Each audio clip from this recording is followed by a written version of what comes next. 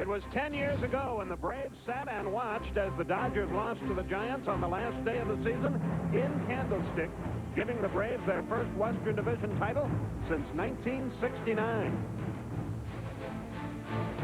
Last year, the Braves also had to wait. The Diamond Vision told the story. Once again, a giant victory over Los Angeles let the city of Atlanta celebrate as the Braves completed their worst-to-first season. With a magic number of 2, the combination of a Braves win over the Giants and a Reds defeat to the Dodgers would allow this party scene to be repeated tonight.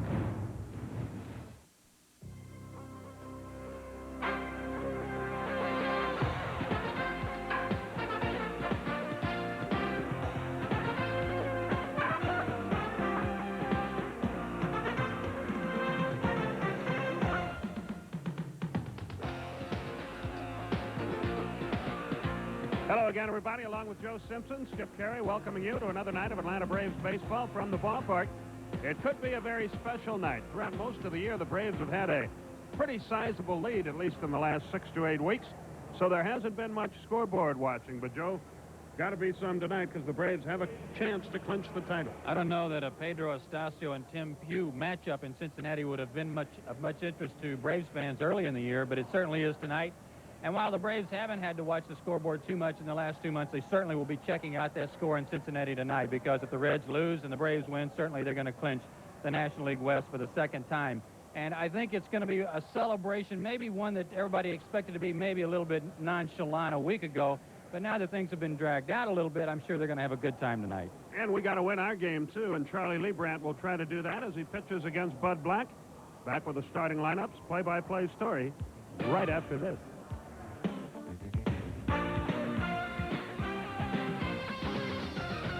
Another huge turnout here as the Braves return home, hoping to clinch it before the home folks against the San Francisco Giants.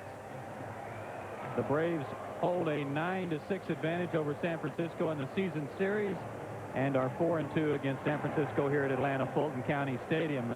But I think the Braves fans are glad that the opportunity is going to come again to clinch it here before the home folks.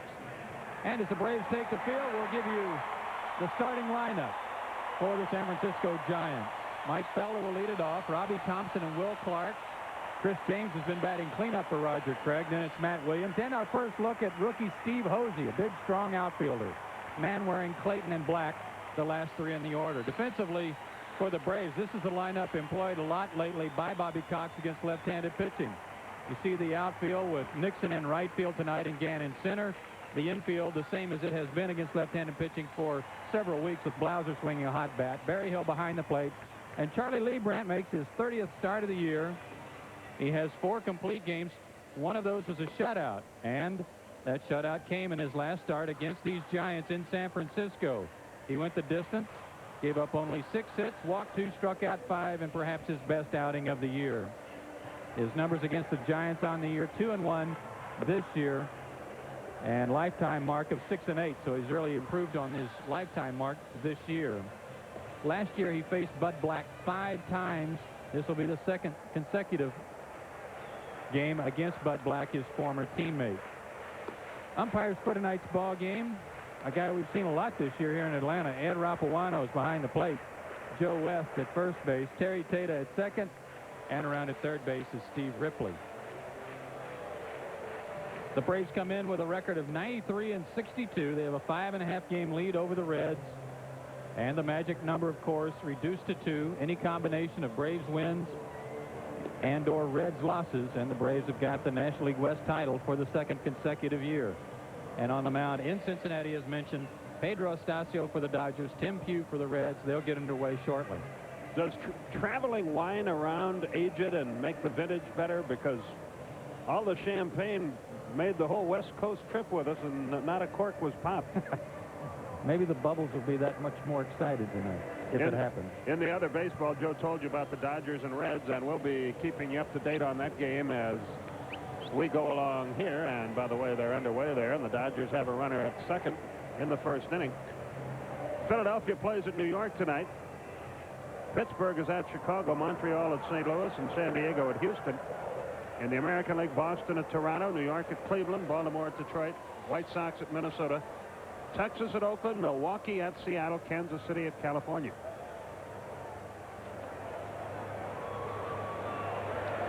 Here we're ready to go. Felder leads it off. Mike Felder is hitting .284 for the year. Leibrandt kicks and fires. Strike called. It's 0-1. As you look out at the field tonight, it's enough to make you heartsick. All the good work Ed Mangan has done here in Atlanta in 2 years, destroyed by one college football game in the rain. Strike call. What I can't figure out is why this game was played here and not I don't somewhere else, understand it either. And then they allowed the marching bands to tromp around on the field at halftime and after the game, and it's a disaster. The Dodgers have taken the lead in the first. Jose Offerman just scored. It's 1-0. Ground ball to second. There's the first out. One away. Karras hit a sacrifice fly to score the run. It doesn't seem right to be in this position and be rooting for the Dodgers. It's always been the other way around. One of the things Ed Mangan had to do that you might see the results of tonight are maybe a few funny hops on the skin part of the infield. He had to take 4 inches off the top layer of the infield and replace it just since last weekend. Robbie Thompson takes a pitch inside. 1 ball, no strikes. Hopefully when the new ballpark is built, none of this stuff will happen. The 1-0 pitch. Foul to the screen. It's 1-1. Thompson's 6 out of 27 in his career against Charlie Leibrandt.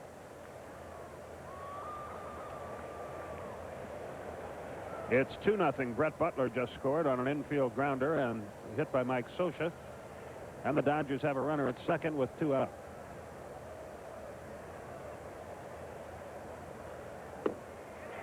Strike call, the fastball.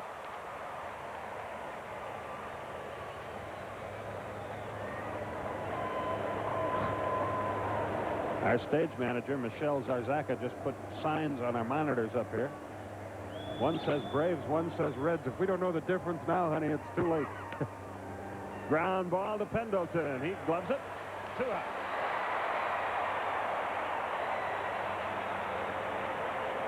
And Will Clark will be the batter. Leibrandt pitched a shutout against these guys last week out there.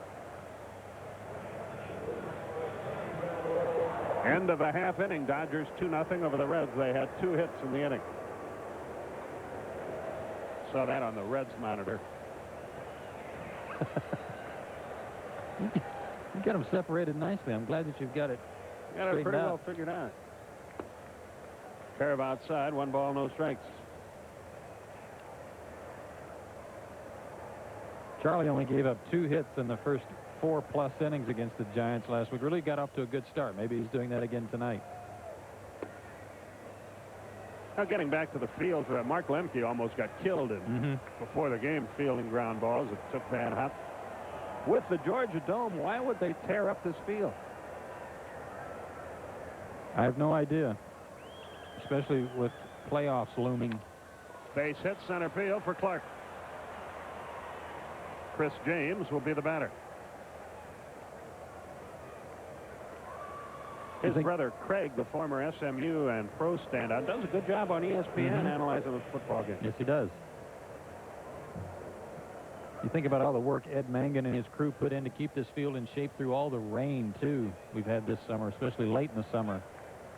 And for 1 3-hour period, just to have it torn completely up. And then to allow, I mean, Florida A&M has a great marching band, but to allow them on the field when it's raining, it's almost like you're deliberately lousing it up. Oh, well, that's the hand we've been dealt. We'll have to play it. It's not as if we're not bringing enough money into the coffers this year.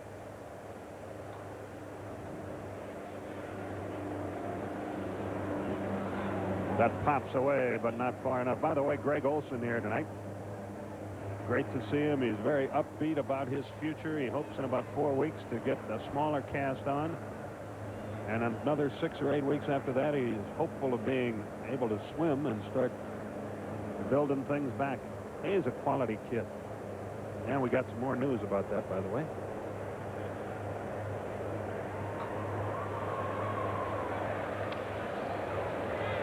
They chase Clark back. Will has 11 stolen bases and 18 attempts. U2 was at the Dome Friday night in concert. I think the game was Saturday, wasn't it?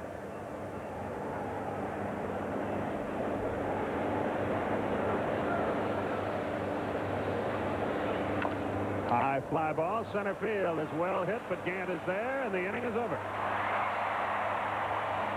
1 hit, no runs, no errors, 1 left. At the end of the half inning in Atlanta, your score, San Francisco nothing, Atlanta coming to bat.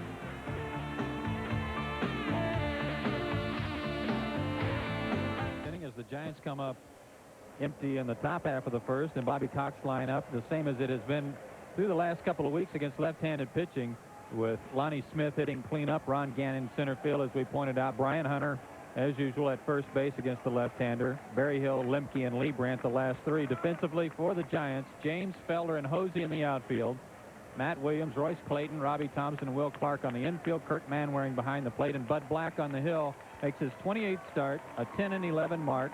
He has 2 complete games, one of those a shutout, 6'2", 185-pounder out of San Mateo, California. But of late, and of course you see the 22 homers, he's given up quite a few long balls. Of late, Black has really struggled. He's lost 5 straight and 8 of his last 9 decisions, and was on the losing end of that 7-0 shutout by Charlie Lee Brandt last Wednesday. Otis Nixon will lead it off against him.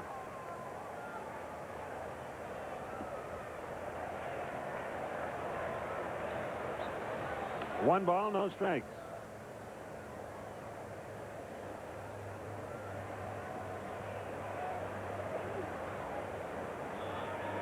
The 1-0 pitch. Line down the right field line. Trouble if it's fair. Foul ball.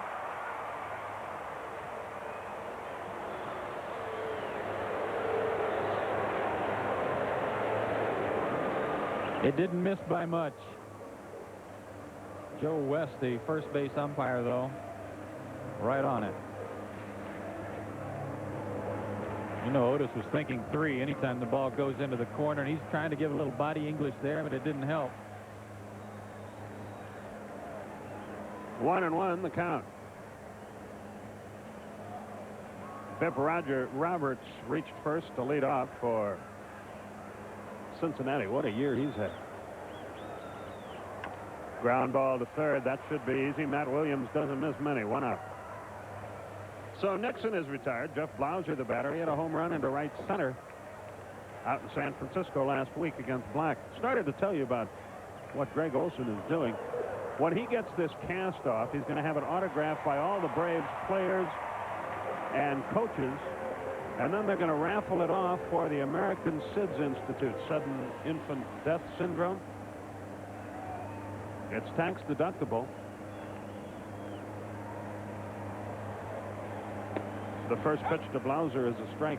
So if you'd like that cast, be great for a family room, rumpus room, that type thing. Write the American SIDS Institute. A little bit inside.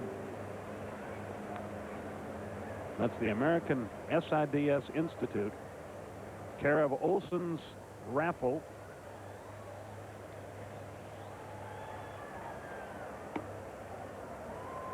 It's high and away. 275 Carpenter Drive, Suite 100, Atlanta 30328. Your donation must be $20 or more. That's inside. The drawing will be held after the cast is removed, which is approximately October 20th. That's a good gesture. It's a good idea, too. Yeah, it is.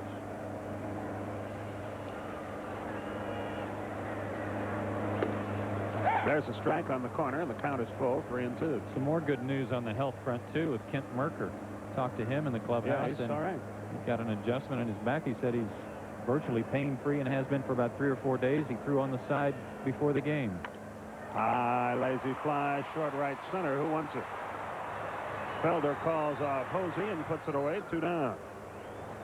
So 2 are out with nobody on, and Terry Pendleton is the batter.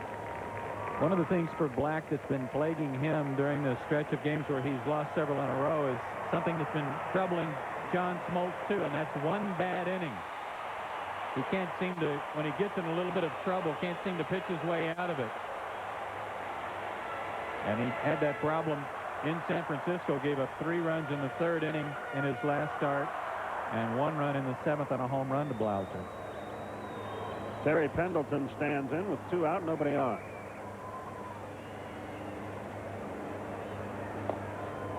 Fastball low and inside, 1 ball, no strikes.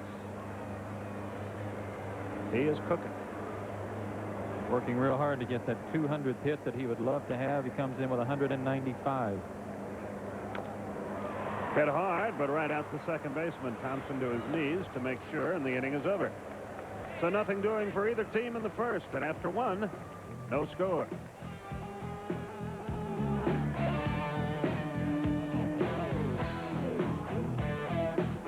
Matt Williams leads off the second inning here. There is no score after an inning, or rather it's 2-0 after an inning. Dodgers lead the Reds in Cincinnati. Williams hitting .230 with 20 homers, 66 RBIs, and he takes a breaking ball outside. 1 ball, no strikes.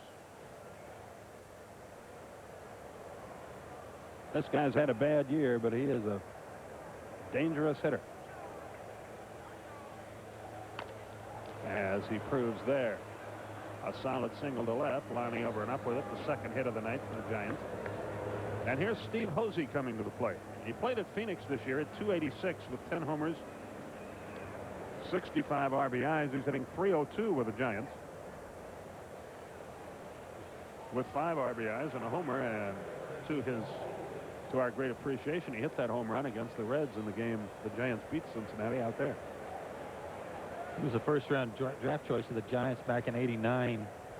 We've got several guys, in fact, several in the lineup that were former #1 picks, including Royce Clayton, Will Clark, Matt Williams, Robbie Thompson. Out there, safe there. So there's the first out of the inning.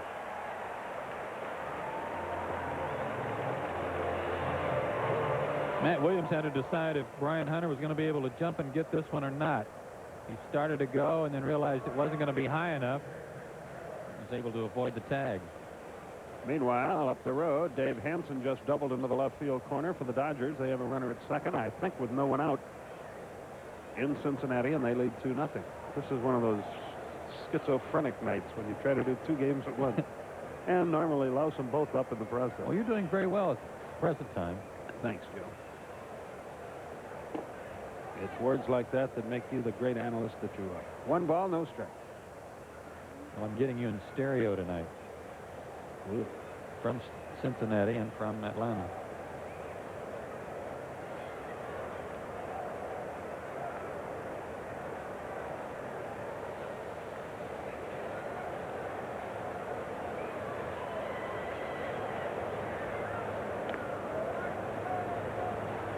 Man wearing his own Charlie this year. 8 for 15. That's a .535 mark. This guy's a pretty good catcher, and he's hitting just enough to head toward the big money. Throw to first, run it back.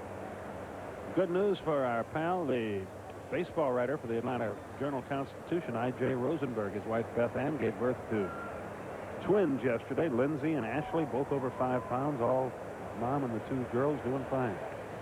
That's great news. Our sincere congratulations to all.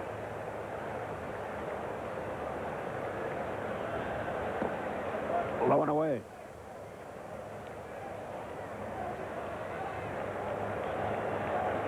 Two and the count.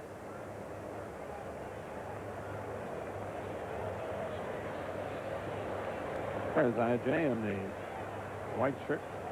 Tom Stinson, Steve Hummer alongside, all from the local paper. The 2-0 to the plate. Fastball on the outside corner. It's 2-1.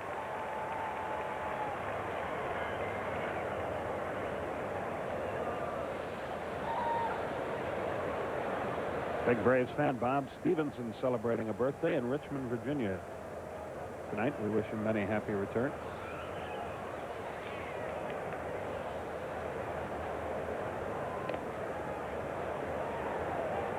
Charlie's success last week against the Giants came from getting ahead of the hitters. He got a lot of first pitch strikes in there which, of course, set up his good changeup. But that first pitch strike was effective, and he kept the right-handers honest by working a few pitches inside off the plate, too. He comes set on the 2-1. Ground ball headed for right field. Through there for a hit. Williams heads for third. He'll make it without a throw, and the Giants threaten in the second inning. First and third, one out, and Royce Clayton will be the batter. This was almost like a hit and run, just an inside-out swing by Manwaring, like he was guarding the plate. The runner was not moving, but he hit it in the right spot, made it a tough play for Lemke to knock it down.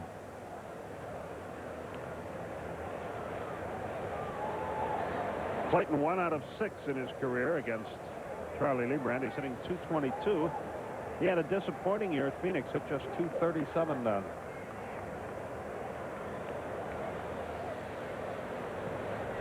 Infield back, hopeful of a double play. A little bit high. Ed Rapuano started to raise the arm, thought better of it. 1 ball, no strikes. In that win the Giants had over the Reds, Royce Clayton also had a home run the same game that Hosey went deep.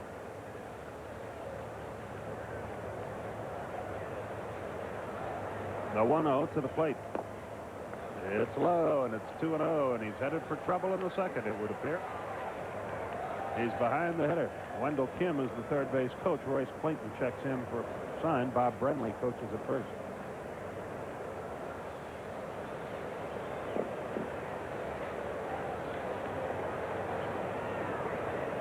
A base hit for the Dodgers. It's 3-0.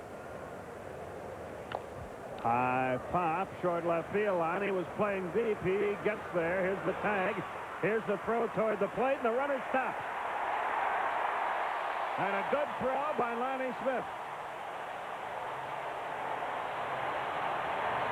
And a chance to get out of the inning.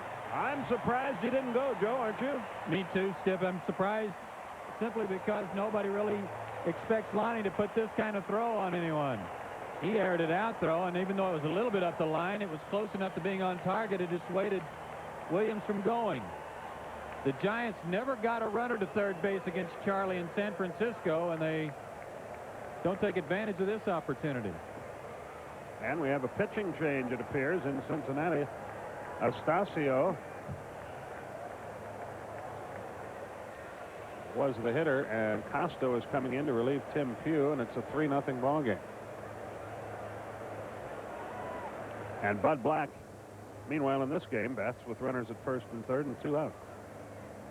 And looks at a strike. It's 0-1.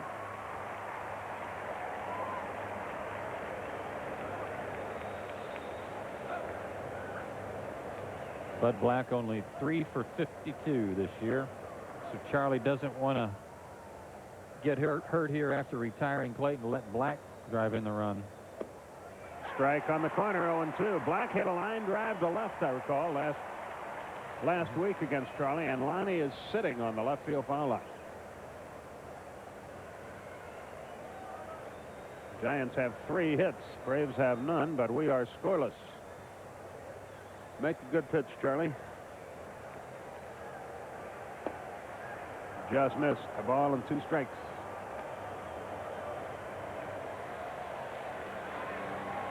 These two guys do not like pitching against each other.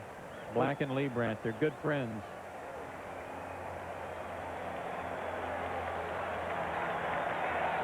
The 1-2 pitch. Little tap to short. Blauser to second, close. He's out. Inning over. Manwaring argues that Lemke was off the bag, but he's going to lose the argument. And the inning is over. 2 hits, no runs, no errors, 2 left. We go to the bottom half of the second inning. No score.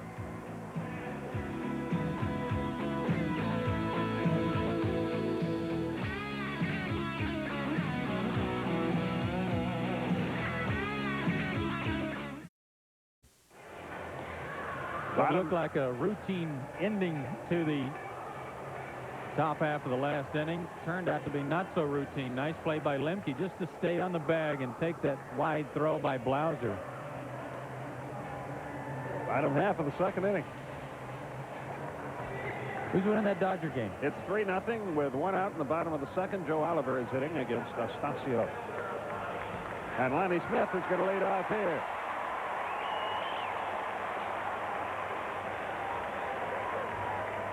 Obviously, he's going to lead off. He's the cleanup hitter. Meanwhile, at Toronto, a double by Candy Maldonado scored Dave Winfield. 3 runs in. Runners at second, third, one out. It's 3-0 Toronto, bottom of the first. So it looks like they're going to win. Oliver just went out in Cincinnati, and Lonnie drills one to deep left. Back goes James on the track, and he's got it. That ball was really hit.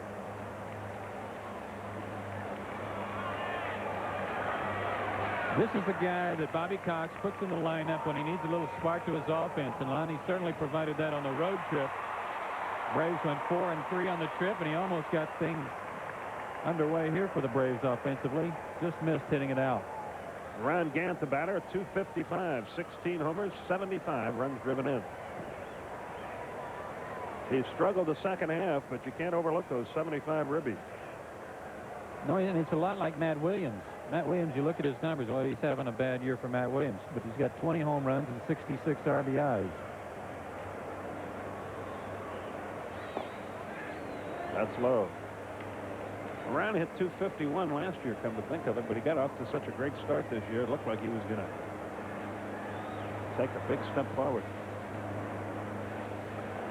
But he's been a big part of this thing, no doubt about it. He's ahead of the count, 2-0. And don't overlook his defense, too. Remember that catch he made in San Diego the other day in the first inning? Saved a run and maybe a big inning for the Padres in the game. The Braves won in 10. That's well hit to center field. Back goes Felder. He looks up. Braves lead.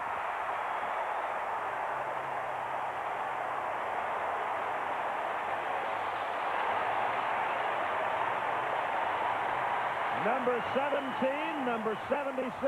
It's 1-0 Atlanta. The 23rd home run ball served up by Bud Black.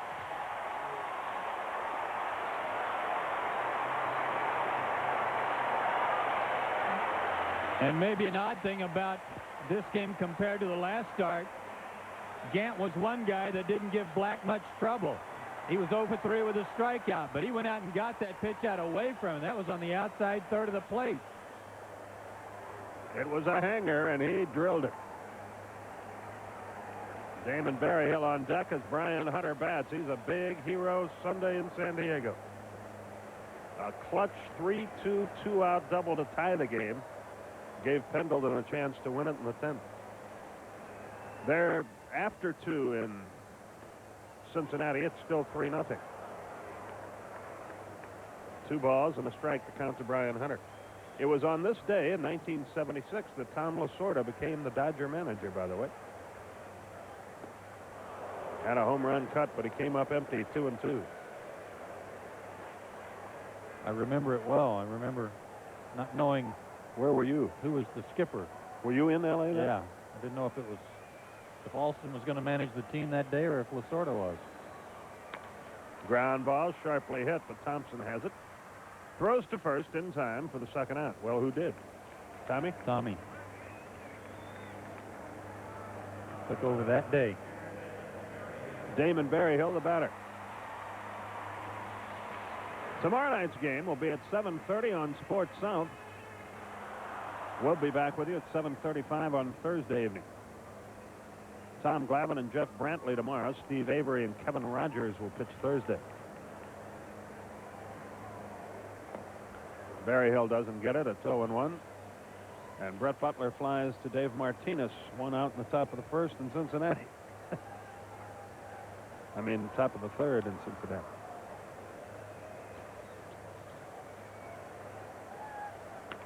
Hot shot. Good play by Williams.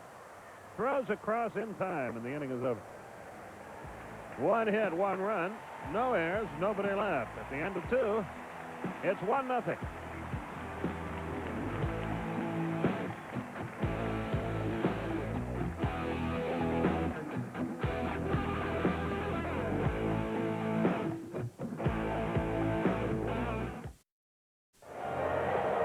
Now, see, that's not fair. If we called them that, they could sue us. But they can call themselves that. There's no problem. Well, I want to disclaim what you just said. I think you should. This telecast is authorized under broadcasting rights granted by the Atlanta National League Baseball Club and is intended solely for the entertainment of our audience. Any publication, rebroadcast, retransmission, or other use of the pictures, descriptions, or accounts of this game without the express written consent of the Atlanta National League Baseball Club is prohibited. That's right, Joe. And Mike Felder will lead off the third inning here. Charlie Lebrand goes to work and deals inside. 1 ball, no strikes. On this date in 1959, Carl Furillo drove in the winning run in a National League playoff for the Dodgers against the Braves. You didn't know I knew that, did you? You are a fountain of Dodger information tonight. As long as that monitor stays working, I'll be brilliant. 1-1 the count. But the monitor is fading even as we speak. A 1-1. He bunts, and it's a good one. Terry Pendleton can't field it. He'd never thrown him out anyway. An infield hit, the 4th safety of the night for the Giants. That was a perfect bunt. See, Otis do it all the time, and rarely does it get turned against the Braves. This time, a perfecto against Pendleton. That was his only chance, was to barehand it cleanly. So Felder has a bunt hit, leading off the third. Giants have put some pressure on Lebrand tonight. They weren't able to put much together in San Francisco last Wednesday. Dave Martinez just flied to left for the Reds. Here's Thompson. Lebrand steps off.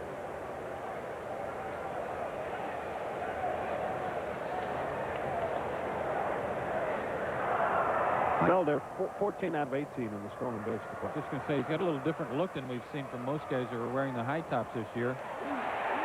Got him.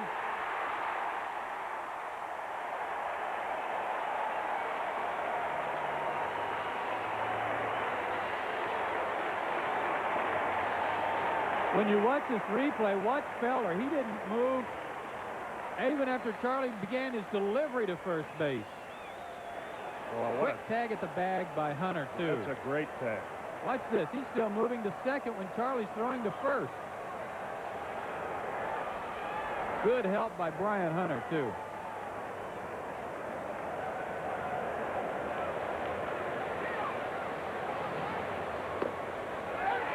Over the outside corner. Thompson bounced to third his first time. Lebrand has really improved in that department. 2 guys pitching tonight who have great moves. Upstairs, it's even now, 1-1.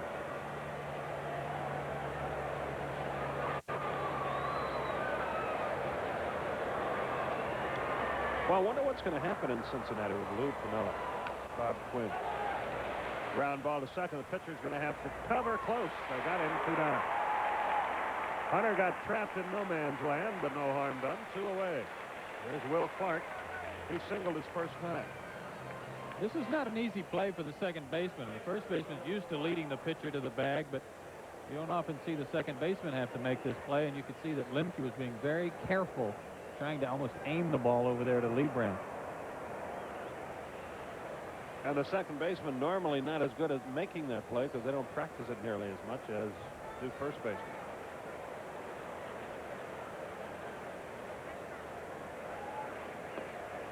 Downstairs, 1 ball, no strikes. You mentioned that bad hop he got in batting practice. I'm just glad to see Lemke out there. If he hadn't gotten his hand up at the last second, he would have taken a bad hop right in his face. And don't blame the grounds crew. They have been working literally around the clock trying to do what they can with this mess.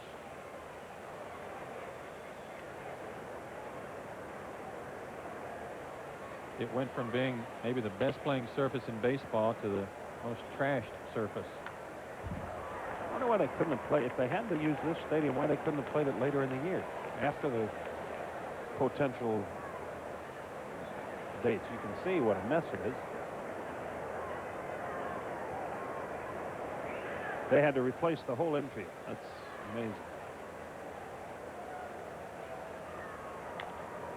Same spot. Another hit for Clark. He's 2 out of 2. He would like to finish the season at or above the 300 mark. He came in at 297. As long as he keeps coming up there with 2 outs and nobody on, make a world of difference. Chris James flied to rather deep center his first time.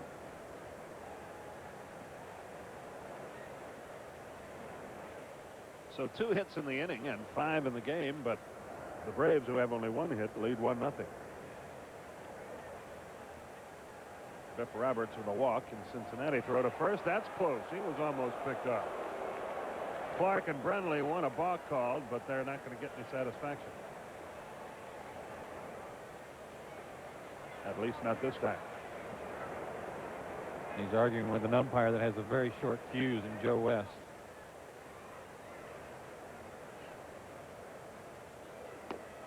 High and away.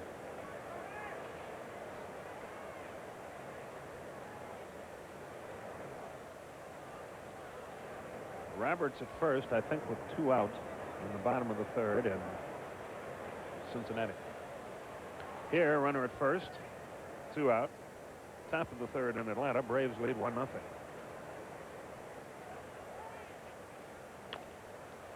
Good play on a short hop, and the inning is over. You don't even blink when Pendleton does it. He's so good. 2 hits, no runs, no errors, 1 left. We go to the bottom half of the 3rd inning. Braves lead it 1-0.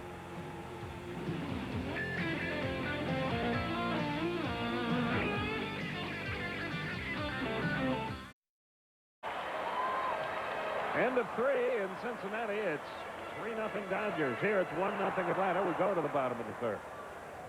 Joe Simpson, Skip Carey with you. Mark Lemke will lead it off.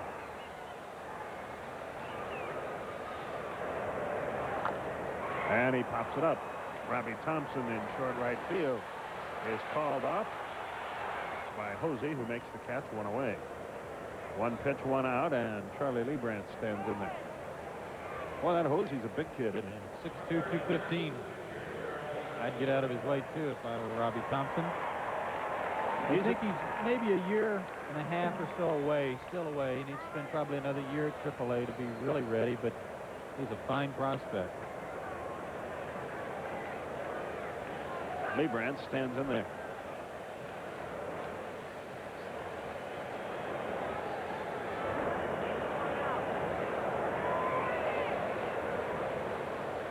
He's hitting 111, and that's high and away. 1 ball, no strikes.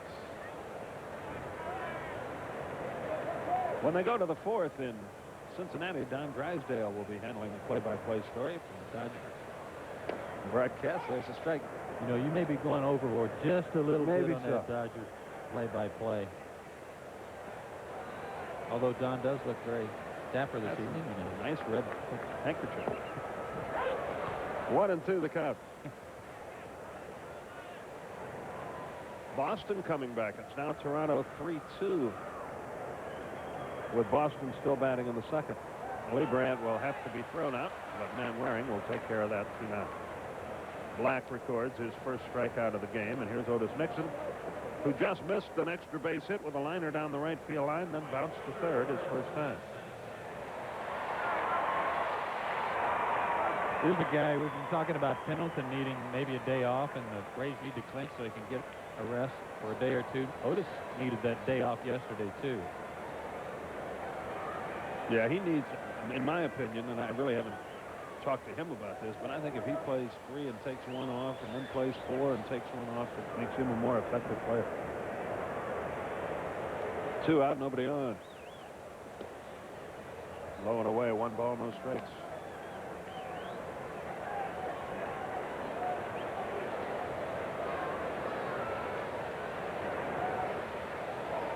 He was going to bunt, took a strike.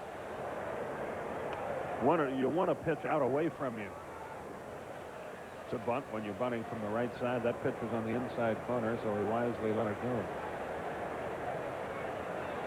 Tim Pugh is still pitching, by the way, for the Reds. The 1-1. Didn't get the curveball. It's 1-2. Deion Sanders is in uniform tonight, although there is some concern a little bit about an ankle that he injured in the football game Sunday in Washington. He was pretty gimpy when he came in and went for treatment. Said he felt pretty good, but he had a noticeable limp. The 1-2. High and outside. 2 balls, 2 strikes. If he's going to be used in the playoffs in the postseason, he needs to get some at-bats. He's not gotten an at-bat in the month of September.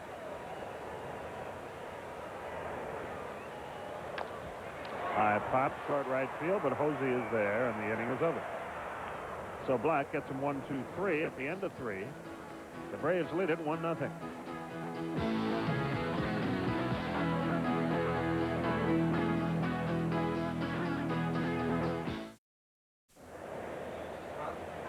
Dodgers got 2 in the first, 1 in the second, and lead after 4 innings at Cincinnati. And the Phillies got a couple of runs for Curt Schilling. Everything else just underway. Give the American League scores after a batter. And that batter will be Matt Williams, leading off the 4th inning. He singled his first time. 1-0 Atlanta is our score.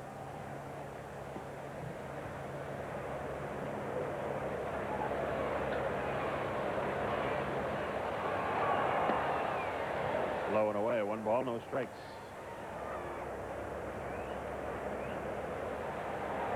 If everything ended the way it is right now, the Braves will have clinched the division.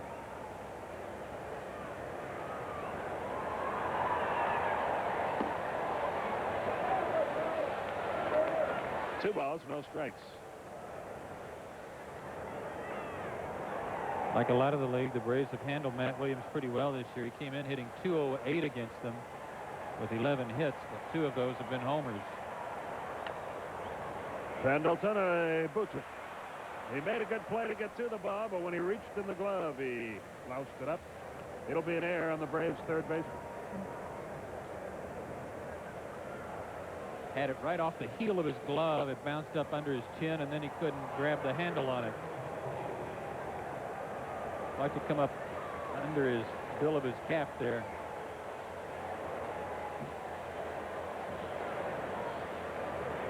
Here's Steve Hosey.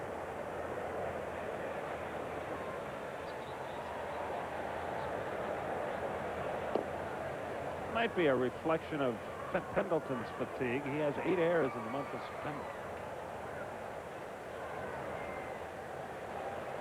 Gonzalez has reached base for the Dodgers, but Hampson just flied to Robertson left.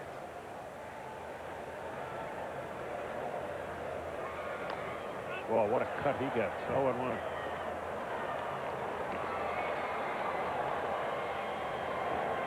It's not just the games he's played either. It's the fact that he's been on base a lot. Pendleton with 626 at bats now officially.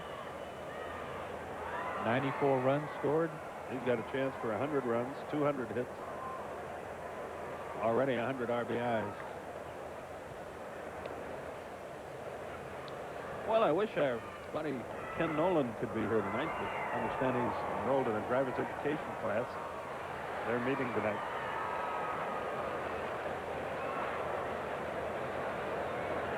Runner at first, nobody out. You get 2 producers together, you know nothing good is going to happen. He's trying to move Richard Croker's car in the tunnel the other night when the team got back. Slipped out of gear. Bang. New tail light, new quarter panel. The 1-1. That ball's hit pretty well to left, but Lonnie is there. He's got it. There's the first out. Williams hustles back to first, and Manwaring is the batter.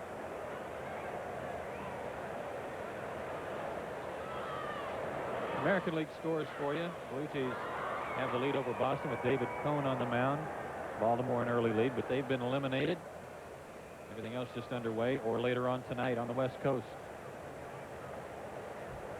Manwaring singled his first time. He's now 9 out of 16 against Libre. Dodgers failed to score in the 4th. 1 ball, no strikes.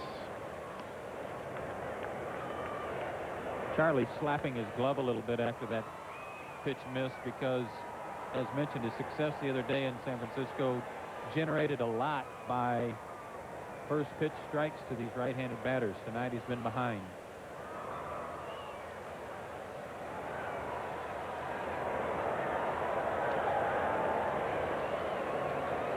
They chase the runner back. It's doubtful Williams will run. He's 7 out of 14 in that department. They could play hit and run, however. Manwaring handled the bat rather well. Yeah, he went that way his last time up pretty well, even when he was ahead in the count.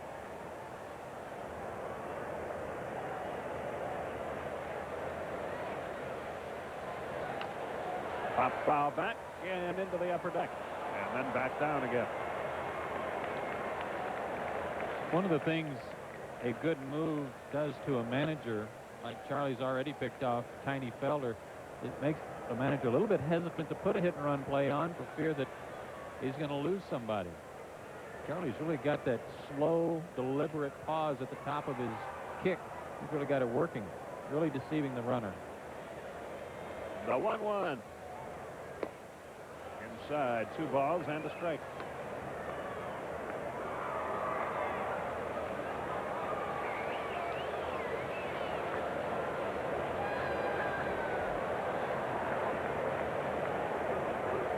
The right-hand hitter waits.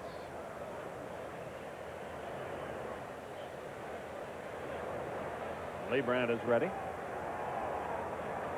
They shade Manwaring slightly toward right field. And again, they chase Matt Williams back.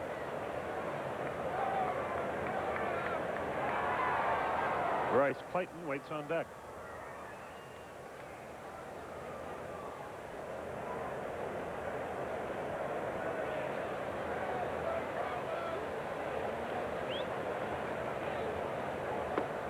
That's in there. Good breaking ball.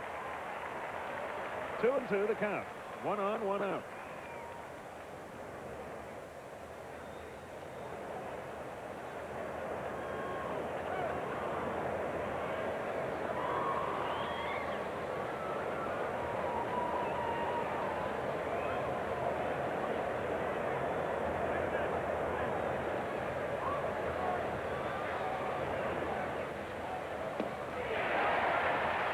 Fastball.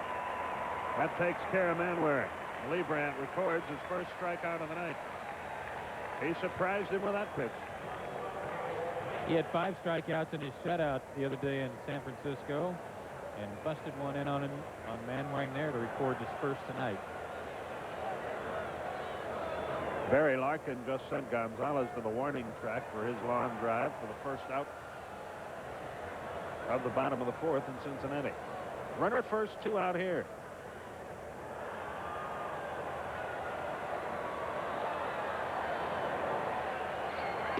High and away, 1 ball, no strikes. The Giants were in first place in the Western Division as late as June 1st, and since then they have gone 42 and 64.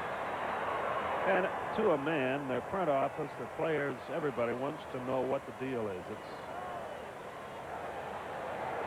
gone on long enough. Again, they chase the runner back.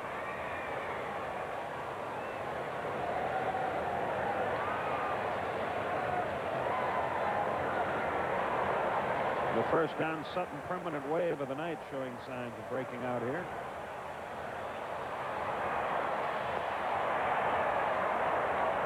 I can tell you from personal experience working in Seattle when there were rumors about the Mariners being moved to Florida. It can be very distracting for everyone involved.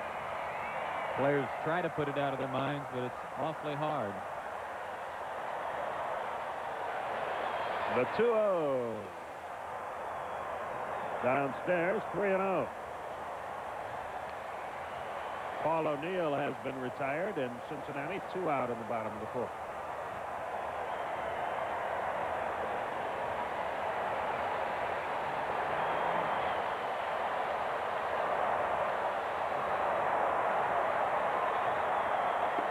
There's a strike right through there.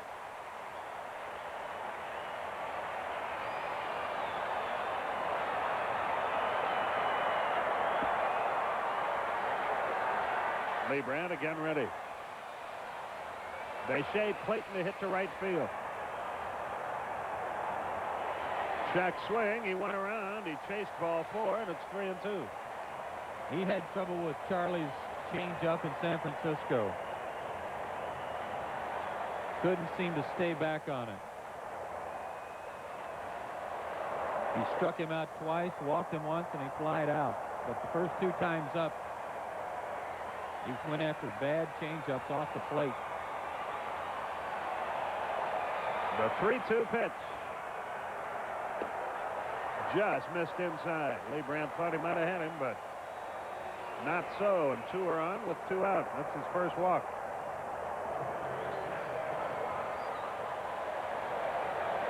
Bud Black grounded into a force play his first time. He's not much of a hitter, as Joe told you.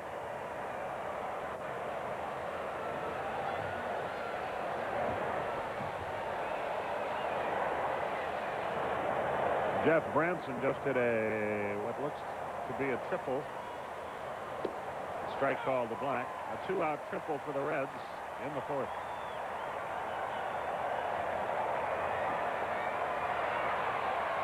Oh, 0-1 the count.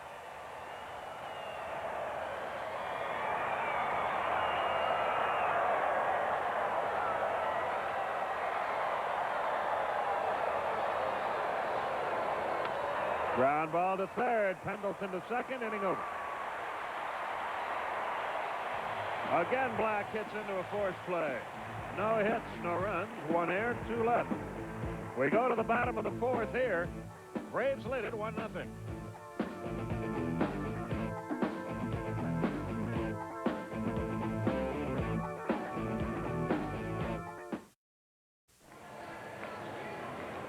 Sunday night from the Meadowlands, Giant Stadium in the Meadowlands. It'll be the Silver Bullet Stadium show on TNT at 7:30 Eastern Time. Then at 8 o'clock, it's the New England Patriots and the New York Jets in an AFC East matchup. That's Sunday night on TNT beginning at 7:30. Here we go to the bottom of the 4th, and Jeff Blauser will lead it off. Blauser, Pendleton, and Smith do against Bud Black. First pitch low and away. 1 ball, no strikes. Cool breeze kicking up here.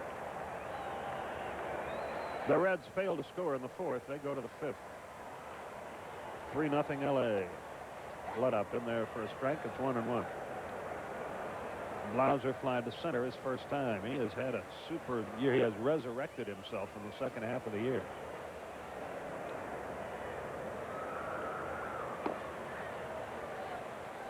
And on that play in San Diego in the 10th inning or 9th inning on Sunday, he did injure himself, strained a groin muscle rounding second base. That's what slowed him up so much going into 3rd when he was thrown out. Foul tip bad. It's 2-2. I hope it doesn't affect his good swing.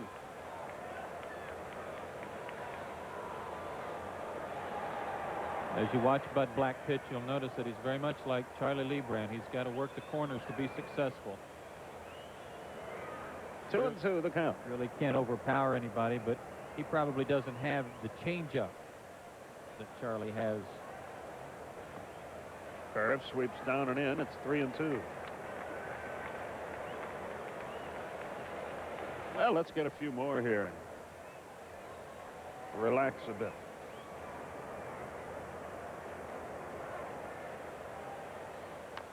Pop foul back and out of play. Still 3-2. If the worst was to happen and we wound up tied with the Reds, have you heard anything about where the playoff would be? Have they announced that? No, they had that huge meeting in New York to do all that American League stuff, coin tosses and all that stuff. I think they just forgot about the National League. There's a start. Blauser coaxes a walk. Black surrenders his first of the night and his 58th of the year in 176 innings. And Terry Pendleton, the batter, he bounced to second his first time.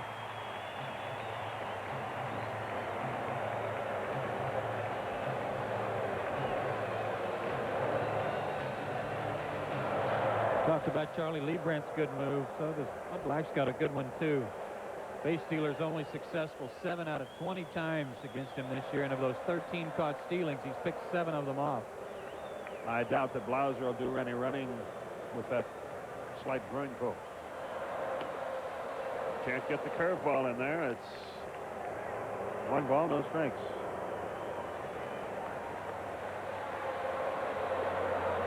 But as Tiny Felder found out, sometimes even when you're not running, you better be careful how big a lead you get.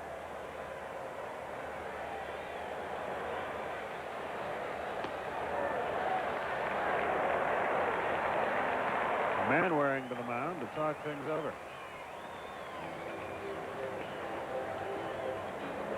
The Dodgers are at it again, it looks like. The Reds loused up a bunt play, and their runners at first and third. Astacio's been all over the place tonight. He has a couple of hits. He's the runner at third base. So things are coming along rather swimmingly up there. Let's see what we can do about things here. A mile, but foul.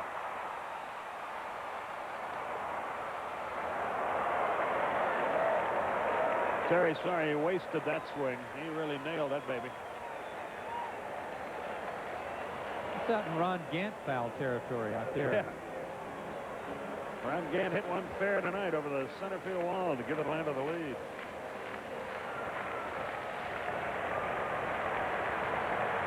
To first, Blauser back.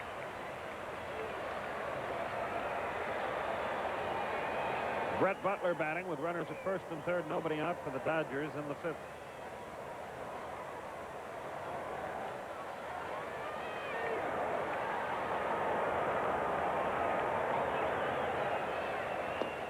Low and away, 3-1. If you were going to do any running, this would be a good spot. Pendleton, a veteran hitter, knows the strike zone well. We'll see how Bobby Cox chooses to play it. And especially since Jeff Blauser can't get a big jump, Terry would have to treat it as a hit and run if he is moving, just to guard him.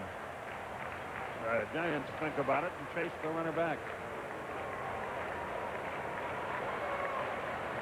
At the same time, Tim Pugh throws to first and chases Offerman back in Cincinnati.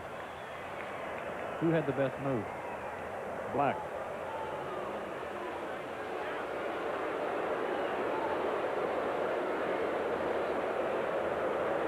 Butler hits a ground ball out there. The run should have scored and did. It's 4-0. Terry fights it off, hits a foul. They did send Blauser. It's 3-2.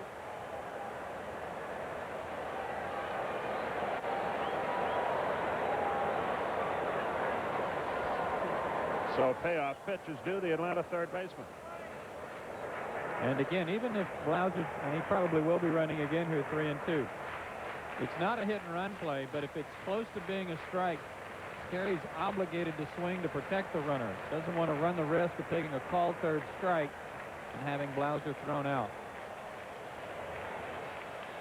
He's running, and it's hit hard, but foul. It was way out in front.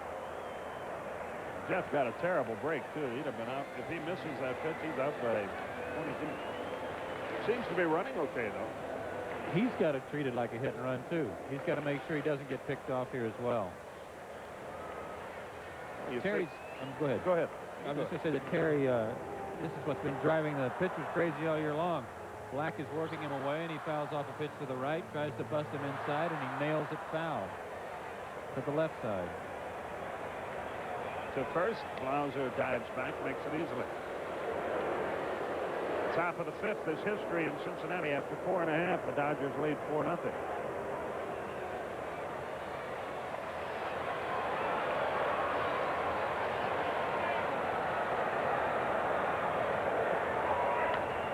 Fly ball, center field. Felder is there waiting. He's got it, and Blauser hustles back to first. He was again running on the play. One down for Lonnie Smith, who lined to left his first tag.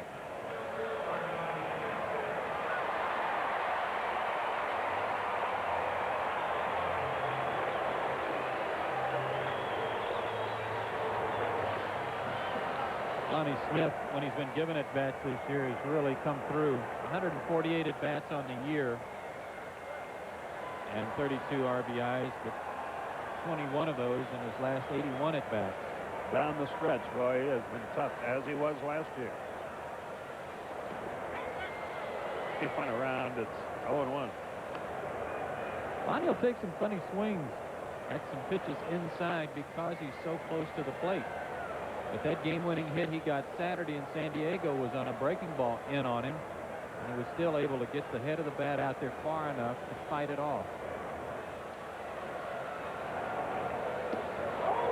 He held up that time. It's a ball and a strike. Runner at first, one down. Clark holds Blauser aboard.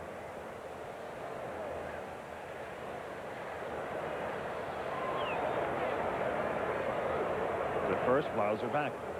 Ooh, says the crowd. They want some action here.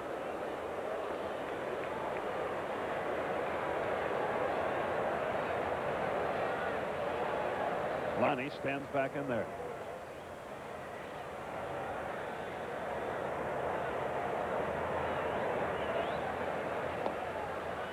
Curve breaks low and away. It's 2-1.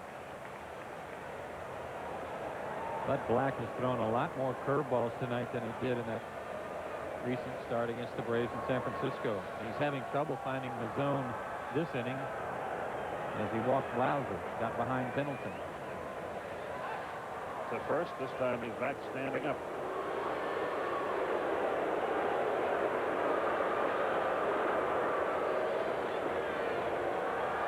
Runner at first, one down. We're in the bottom of the fourth. It's 1-0 Atlanta. And time is called. A balk has been called, and Blauser's at second.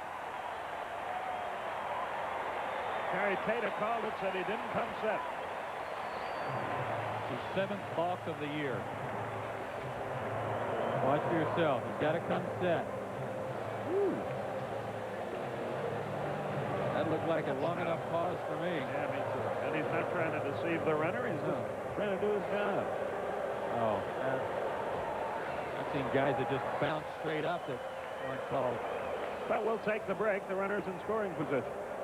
He was going to bunt his way on. He took it low, and it's 3-1.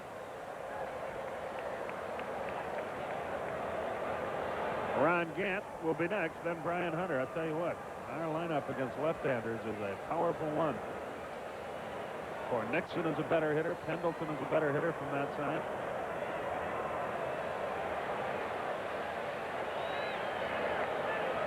The 3-1 pitch. He walked him. 2 on, 1 out for Gant. And 2 outs for Black.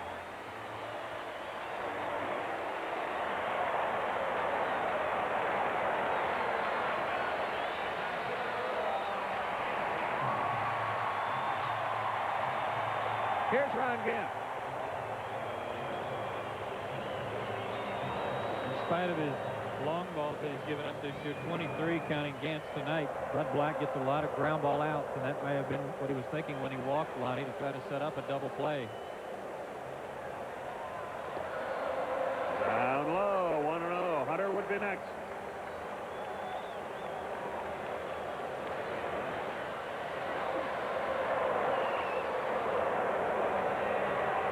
The runners lead.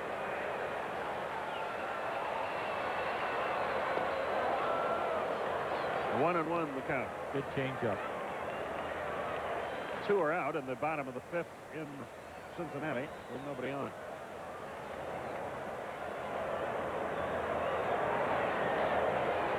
Ron Gant was out for some early batting practice today. He and Javier Lopez hitting together off of Clarence Jones. Didn't get the curve. Snap throw to first. Good throw might have had him, but the throw was into foul territory. Steve Reed throwing in the Giants bullpen. Missed the curve, and Manwaring got rid of it in a hurry. Lonnie with a hard slide. Glad he didn't hurt his hand. Jammed it into the bag. That's the way he plays, boy. He's a gamer. A ball and 2 strikes. Hunter will be next.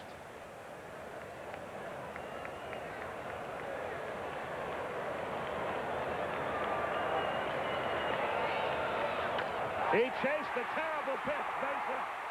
They're waving. He hesitated, then didn't get anybody. It's 2-0.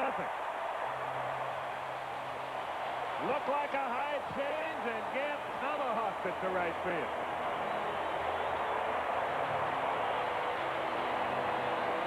This is the same pitch Pendleton flew out on, but Gant gets on top of it.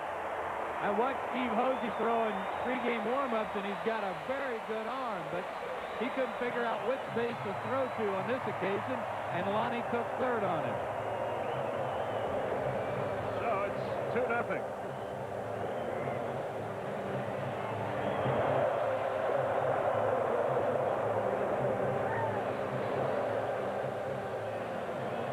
Brian Hunter stands in there.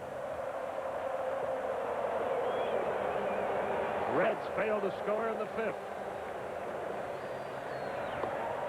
Outside, 1 ball, no strikes. Jim Pena now is up and throwing in the bullpen, along with Reed.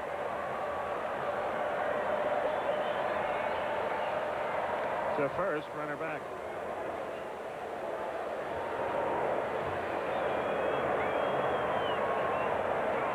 Speed on the bases. Pretty good speed in the batter's box. Infield back, hopeful of getting 2. Base hit left field. It's 3-0. Hunter delivers again. Gant had to stop at second. 41 RBIs for Brian Hunter.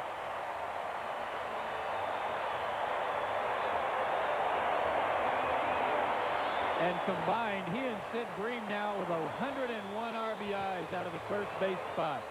Again, Black behind in the count. Tried to throw him a changeup, but he telegraphed it a little bit, and Brian Hunter was able to stay back and nail it. Barry Hill grounded to third his first time. Here comes Roger Craig. That might be all. He's got a righty and a lefty in the bullpen, and Roger walking about as slowly as a human being can walk and still be moving forward with his momentum. Yeah, I think that's referred to as a saunter. A saunter or a stroll. As opposed to sashaying. Yes. That's it for Black. Who are we going to get? You've got a switch hitter at the plate, so it's going to be the lefty, Reed. So Reed comes on, and the Braves lead by 3, and the Reds trail by 4, and we'll be back.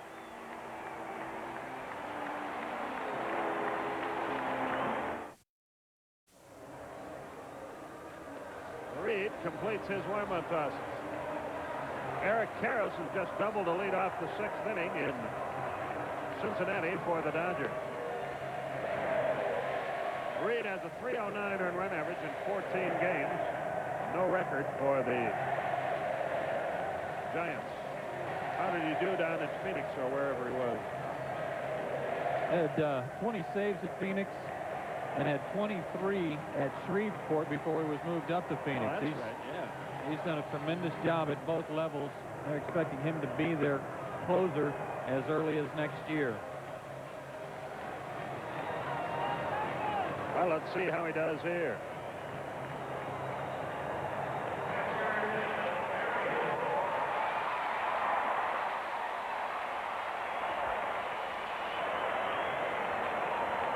Barry Hill turns around and hits from the left side.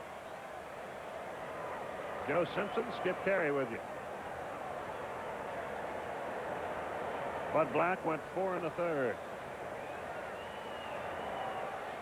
3 1/3, excuse me. Boy, he comes from down under, doesn't he? 1 ball, no strikes.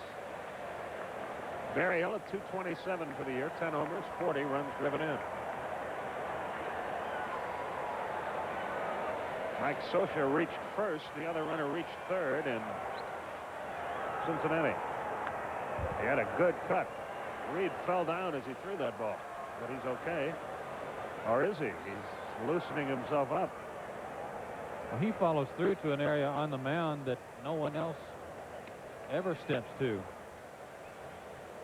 His right foot went out from under him, as you can see.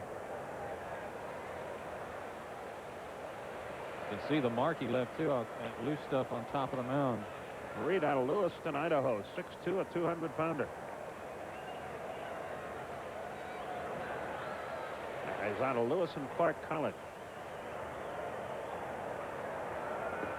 Downstairs, 2-1. You can see the ground ball is his stock and trade. Most of those submariners as a hitter, if they start anything at the knees, you've got to lay off of it because it won't get above the knees. Gonzalez just flied to left, not deep enough for a run to score. 2-2 here on Berryhill.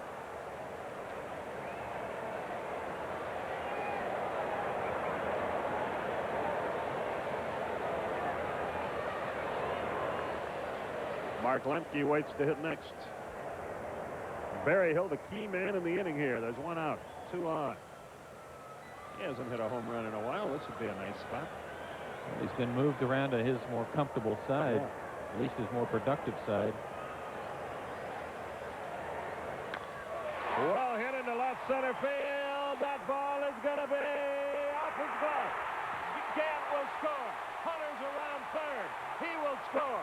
It's a double for Berryhill. It's 5-0.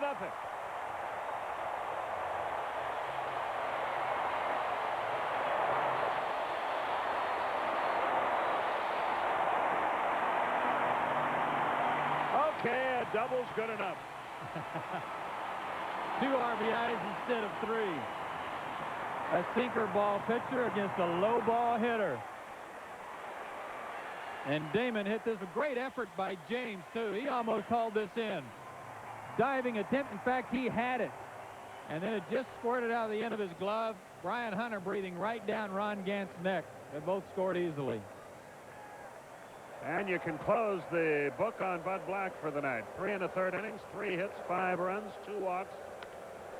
Up the middle, that'll be fielded. Lemke is out for the second out of the inning. He had 1 strikeout through 1 home run ball. So it's 5-0 here, and it's also 500 or 5-0 in Cincinnati. The Dodgers lead the Reds. They go to the bottom of the 6th.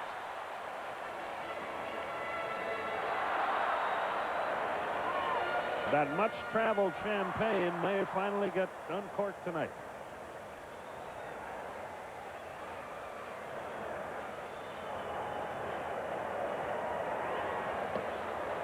Lebrand doesn't get it. 0-1. Berryhill now has driven in 42 runs on the year. He's had a very solid season. And with Greg getting hurt, one shudders to think where we'd be without this guy. If all of this holds on as it is right now, Dodgers win, Braves win, I think Don Sutton will go down and do the interviews with a hairnet on. Oh, I'm sure will. Yeah. Shower cap. He's also got one of those, as you would imagine, I don't know what you guys call them, play a lot of golf, but one of those suits you can wear over your clothing. Rain for gear. rain. Yeah. I just expect him to have a shower cap on. And he may just hang his hair up in the booth and watch it. I don't know. 2-2 is the count. Michelle, be sure Don knows what I said about him. I want him to hear it firsthand.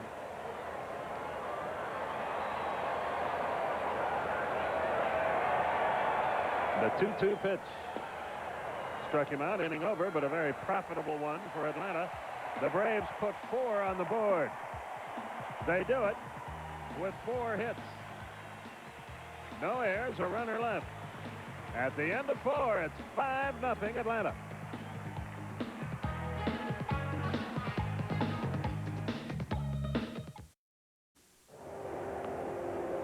We go to the 5th inning. Top of the order due up there for the Giants. The end of this half inning. Pete Van Wieren and Don Sutton will come over to spend the rest of the evening with him.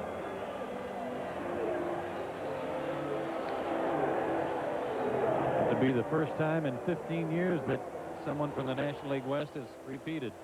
The last to do it, the Dodgers, 77-78. I guess that's 14 years. Tell you what, I do know this. If we do this tonight, it's going to be more fun from here than it was from the airport hotel in Indianapolis last year. That's where I got to watch the clinching. Mike Felder will lead it off. Felder 1 for 2. You saw he was picked off. 2 are out, by the way, for the Reds, and they're inning, which I think is the 6th. I can't keep track anymore. The 1, the pitch. Pop foul back and out of play. Had a funny looking swing at that ball. So Barry Larkin bats in Cincinnati in just the spot you want him to bat in. 2 out, nobody on. Activity again in the bullpen for the Giants. Looks like Mike Jackson does.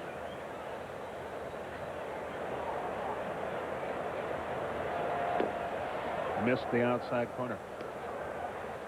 Which might lead you to believe that Reed injured himself on that delivery. That's right. That's foul. Boy, just missed the double there. Didn't hit it that hard, but in almost a perfect spot. Seems like everybody these days they're wearing their pants right down on their shoe tops. Not Mike Felder, even with his high tops on. He's got his pants up high. A lot of socks showing, maybe more than anybody in the league these days.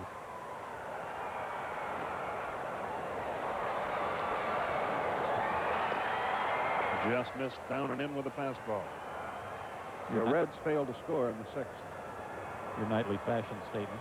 Yes, thank you for bringing that to our attention. There's a base hit to left.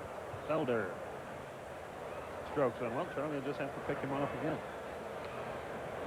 6 hits for the Giants, 4 for the Braves, but it's 5-0 Atlanta.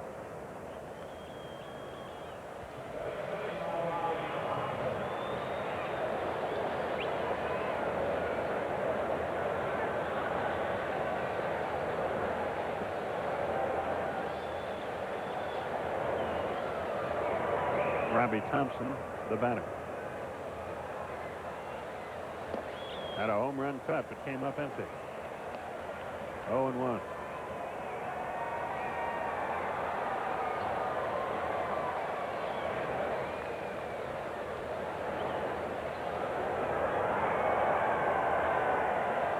The count.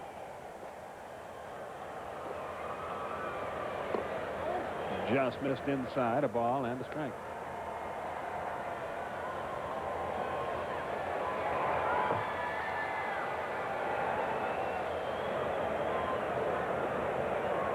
Runner at first, nobody out. Mike Jackson will, it appears, become the 3rd Giant pitcher of the night. Felder had not moved from the base. Not this time, he said. He was flinching over there, making sure his foot was on the bag. Toronto now leads Boston 5-2. They're in the bottom of the 5th. Out of play. Up our way. 1-2 is the count. Well, time to start packing. Likely. Journey. Second longest walk in the National League. I guess Pittsburgh is number 1. Pittsburgh's a 2-level walk. Yeah. Oh. Ground ball off the bag. Pendleton comes up. He's safe. The runners are at first and second with nobody on. If that ball doesn't tear him off the bag, I think it gets into left field. It saved us at the base. But the Giants are knocking at the door again, and they've got the heart of their order coming up. Even changed directions a little bit. Came up for Terry some, but couldn't get anything on this throw. He just had to get rid of it quickly. Not able to take a stride as he made his throw. So trouble brews in the 5th, and a tough cookie. Will Clark, the batter. He's 2 out of 2. Both solid singles to center.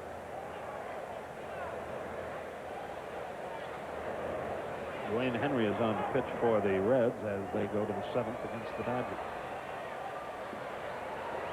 We better worry about this game now, and the heck with theirs. The stretch. Oh, he got away with a pitch. It was up, and Clark fouled it back. It's 0-1. Clark upset with himself. He knew he had a great pitch to hit.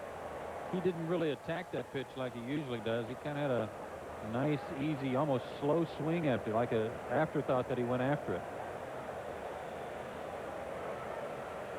He may have been fooled and out on his front foot a little bit too much. The 0-1. Fastball misses low and away. A ball and a strike. A double play would ease things here.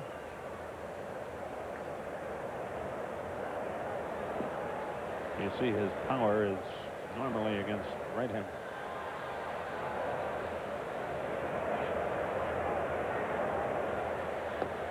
Two balls and a strike. He's fallen behind virtually every hitter here lately. And really, when you look at Clark's numbers, another guy that you could point at and say, oh, he's having a down year. It's kind of sad because just a couple of points below 300, but 16 homers and 72 RBIs. A little different from the numbers he usually puts up. The 2-1. Fought it off, fouled it away. It's 2-2. Went off his foot. 2 balls, 2 strikes. Giants have one of the worst road records in baseball. Third worst record in the National League. 27-48 on the road. Only the Phillies and the Dodgers are worse.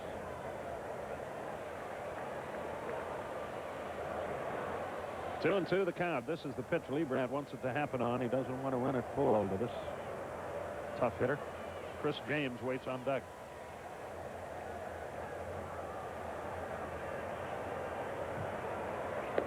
He got it. Boy, got a tough hitter there. One away. Second strikeout for Liebrandt. Look at the location. Berryhill wants it away, and that's exactly where Charlie put it, right on the corner. Terrific pitch. Talked earlier about how these guys rely on their location, having to work the corners. There's pretty good evidence of it.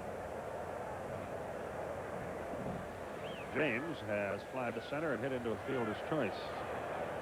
6-4-3 would be sort of nice here. Instead, it's a broken bat pop into short left. Lonnie is on. That's nice enough. 2 down. Matt Williams is the batter. He's 1 for 2. He has singled and reached on an error.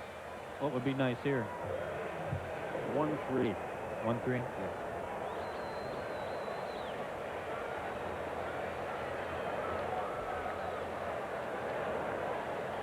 That's not a prediction. I just say that would be nice.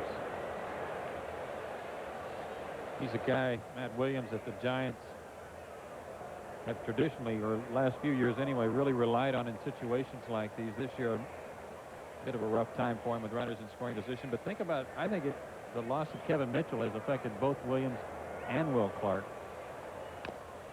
Taft fouled on the third base line, 0-1. Sometimes you can pitch around one guy, but it's tough to pitch around two. And his numbers been going down now for 2 years. Steve Hosey waits on deck, but there are 2 out in the inning. And I should say the numbers in this situation, he still had some pretty good power figures last year. Outstanding.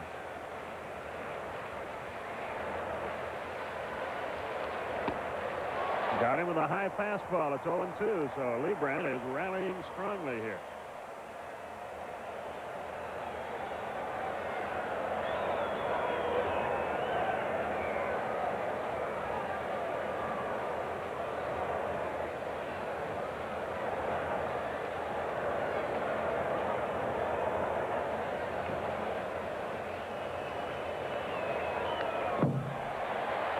He got a piece of it, stayed alive. He was off stride, but he got just enough of it.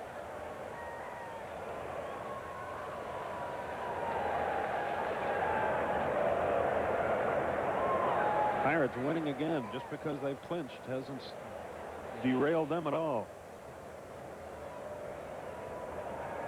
I noticed Andy Van Slyke was still in the lineup too. He's not taking any time off, trying to get 200 hits and win the batting title. The 0-2 into the dirt. A good play by Berryhill. A ball and 2 strikes.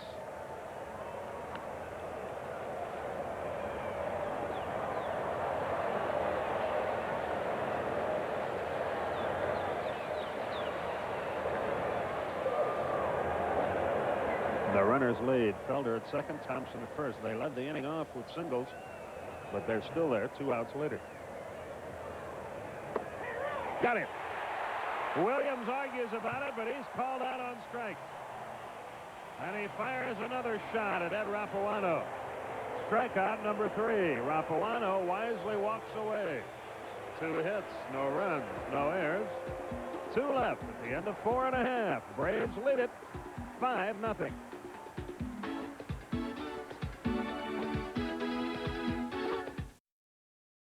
Bottom of the 5th inning and beat the crowd already in a very festive mood. Need a few more outs, but I guess they can do it. Crowd got in a festive move after strike 1 was thrown tonight by Charlie Leibrandt. They've been ready for this for a couple of weeks now. They thought this thing was going to be over the last homestand, or at least before the last road trip ended.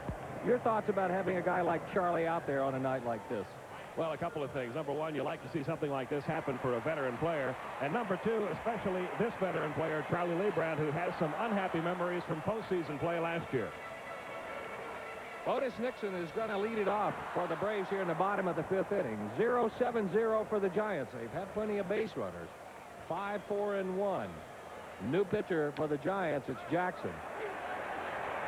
That'll kick foul. It's 0-1. Reed went 2/3 of an inning.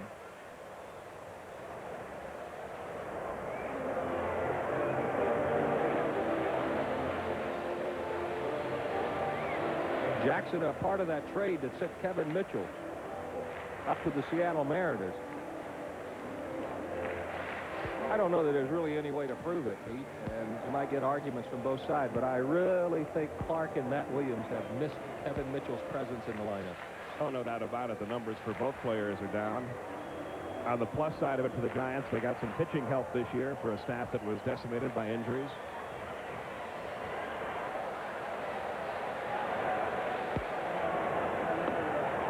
Good fastball. It's 0-2.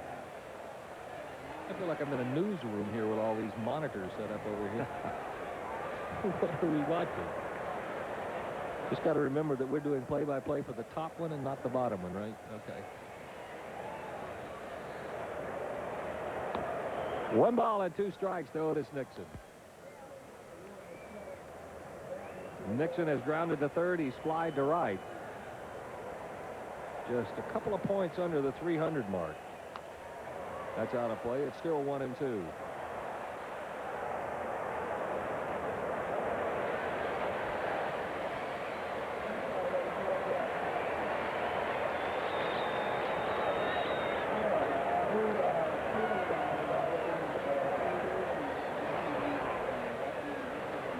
Jeff Blauser waits on deck.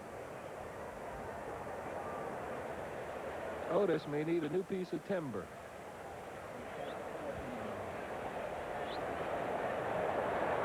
Reds coming to bat.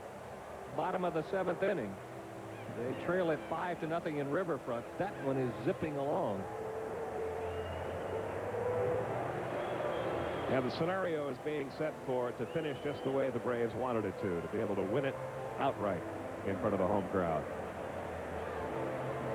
And not have to wait for another game to end for a change like they did in '82 when they lost the game in San Diego, had to wait for the Giants to beat the Dodgers.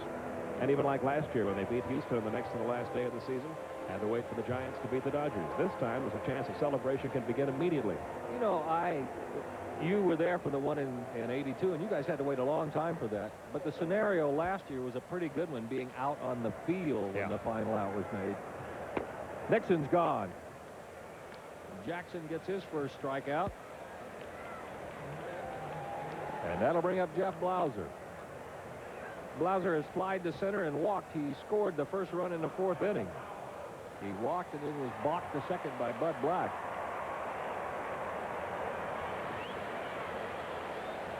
I do hope if your moms and dads and some of your school teachers will be very patient early in the morning. Maybe some bosses, too, if the Braves win this one. 1 ball and no strikes. It's okay if some of the kids are late for school. Some of the teachers may be a little late, too. Good point.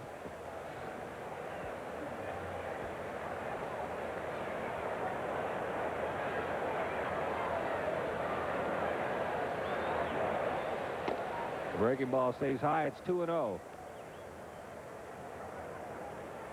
Blauser with 46 RBIs, most of them coming the second half. He's 8 away from his career high, which he got last year. Foul away, 2-1. He told me before the game tonight that the off day couldn't have come at a better time.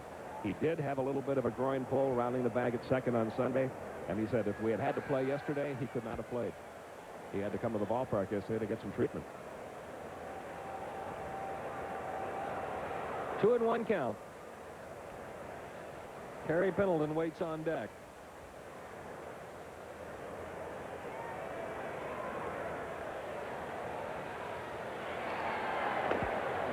Good fastball from Jackson, and trust me, he does have a good one. It's 2-2. What a change of events for the Dodgers, too, this year. Last year, they're waiting for somebody to beat the Braves so that they'll have a chance. And this year, the only reward they'll get is maybe derailing Cincinnati. To left field, back goes Clayton, and it's James coming in. It'll be the left fielder who makes the call and the catch. 2 gone.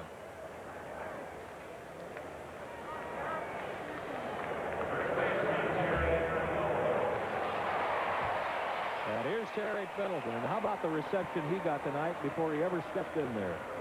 Well, he certainly deserves it. For 2 years, he has been Mr. Clutch for the Braves, offensively and defensively. Tonight, he's 0 for 2. He's grounded to second. He's flied to center. And he would like to rest his knees tomorrow night. First pitch strike. It's 0-1. I would imagine if the Braves can clinch it tonight, the next couple of days, Terry might spend more time in the whirlpool than he does on the field. 1-1. Giants bullpen is active again. It's Dave Burba, the right-hander, throwing down there.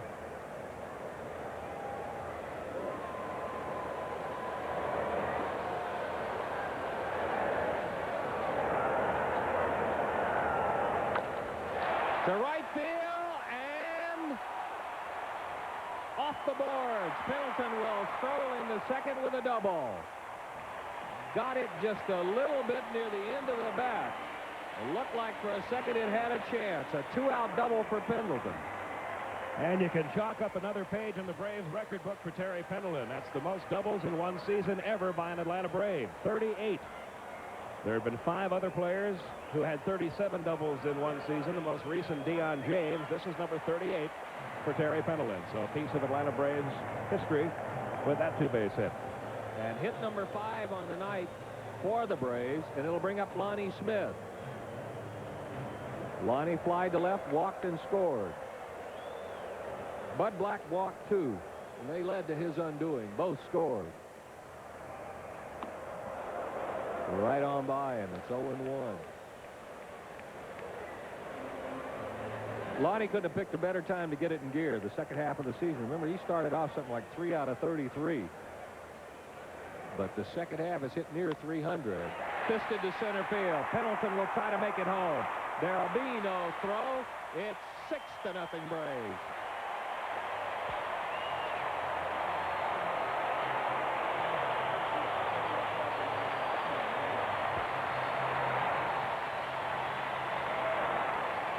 RBI number 33 for Lonnie Smith. And I'll tell you one thing. You asked Lonnie's teammates when the turning point for this 1992 season came, and a lot of them will tell you when Lonnie Smith began to get a little more playing time. Lonnie is now 22 out of his last 69. He has 6 doubles, 4 homers, and now 18 RBIs in the last 6 weeks.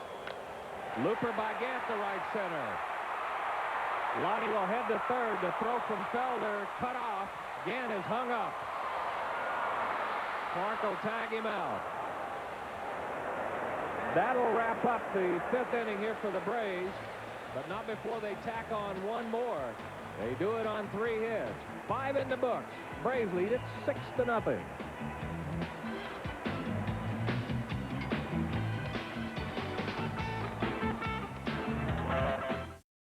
Atlanta Braves on top 6-0. 1 defensive change. Rafael Belliard has come on to play shortstop. There's a look at Rafi.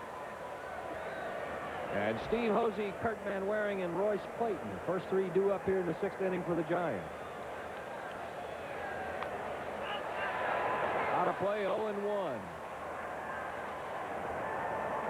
Giants have had at least 1 base runner in every inning. But Charlie Lebrand has done some clutch pitching. Now he has a little bit of a cushion. Charlie with 2 strikeouts last inning. Off the end of the bat, he's quickly ahead of Hosey, 0-2. Well, he's given up 7 hits, but they've all been singles, and he's only walked 1. You can give up the base hits if you don't put the guys on in front of them.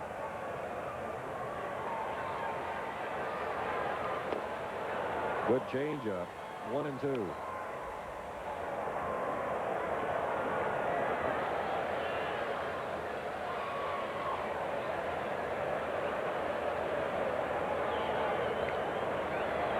Hosey stays alive. Still a ball and 2 strikes.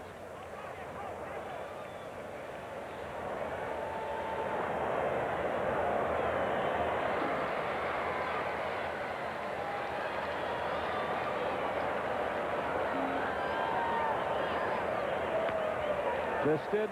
Belliard is there. Makes the catch.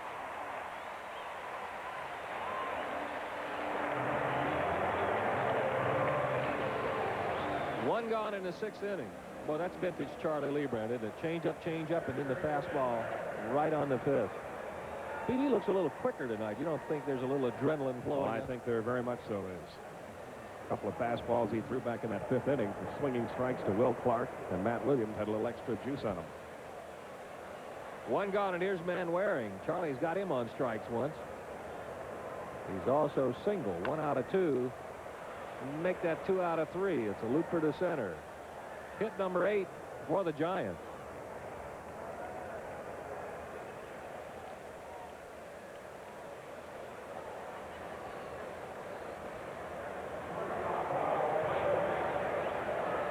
And here's Royce Clayton.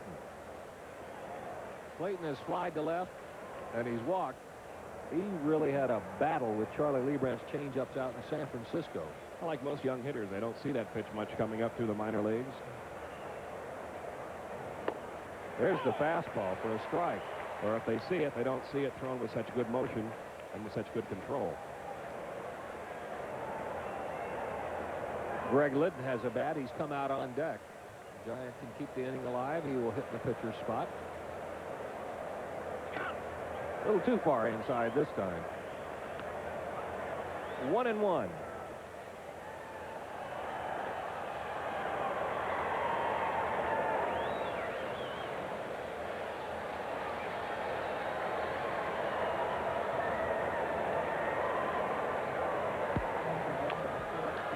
Tough play for Pendleton. One shot to go to first. Did he?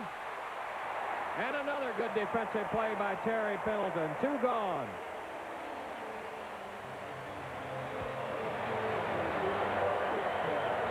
He really had to muscle up in this throw. Clayton runs pretty well. And a perfect strike thrown to Brian Hunter. And Brian Hunter cutting the distance a little bit by stretching out there. A couple of good plays. 2 outs now. And here's Litton.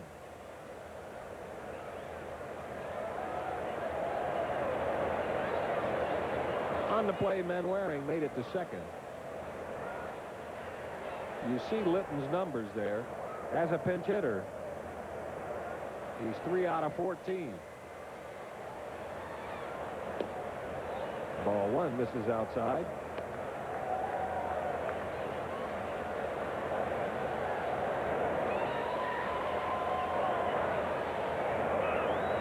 Litton 4 out of his last 9.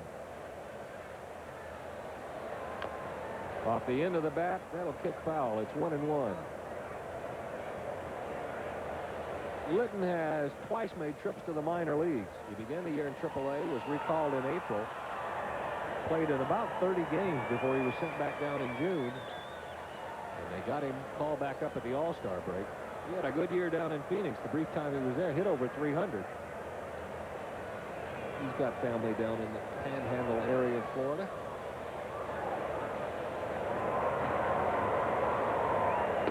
Just inside. It's 2-1.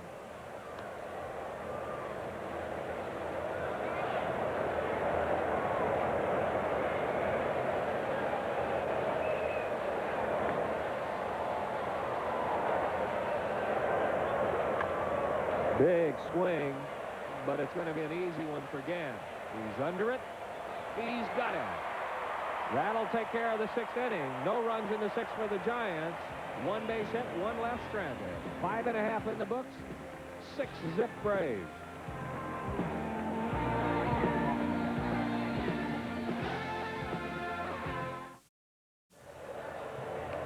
It has been all Atlanta, 6-0 as we go to the bottom half of the sixth inning. Time for tonight's Aflac trivia question. Who was the first player in either league to win back-to-back MVPs?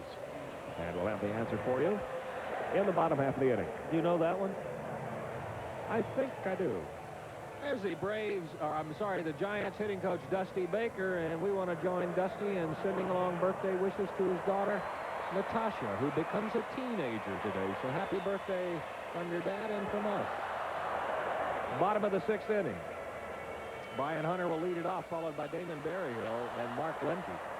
Also, we want to send along some get-well wishes to Jerry Scott, who is up at Crawford Long Hospital.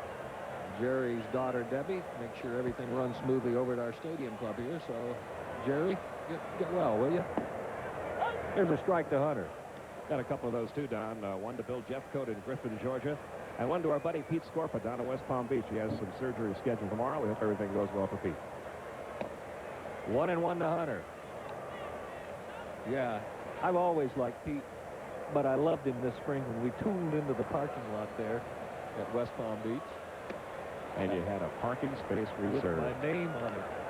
Son of a gun. How do you do that? I got to get him to write a letter of suggestion up this way. That's a great, what a novel idea. Check swing, long run for Thompson. And a good play on both ends. Hunter is gone, 1 out.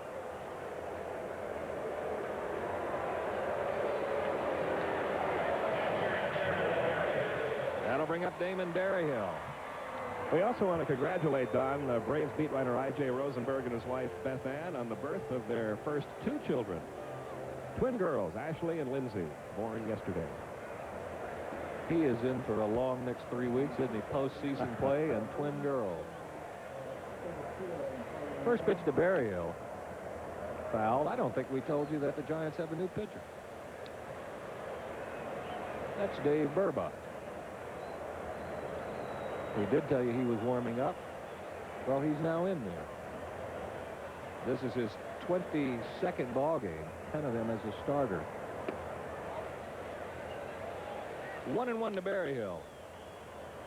Burba, a 2-7 record. His earned run average not too sparkling. It's about 5.5.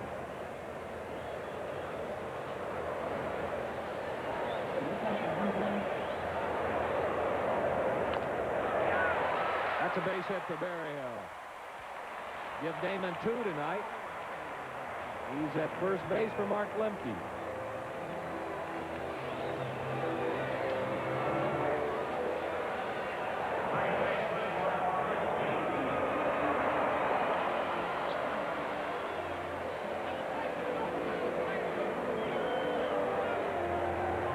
Lemke 0 for 2 has flied to right, grounded to second. Marking a little bit of a tailspin offensively. It certainly hasn't affected his defense, though. They're not going to hold Berryhill on. Strike 1 to Lemke. Marking an 11 for 67 slide. All that has come about in the month of September. And he's only 3 out of his last 17. Maybe he's waiting like he did last year, the postseason, to tune it up. Here's strike 2.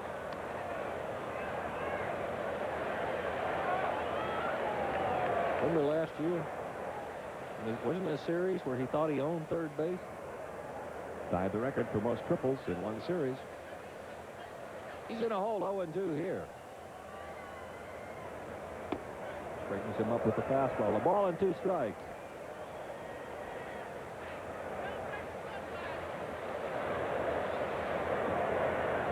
Charlie Leibrandt waits to hit on deck.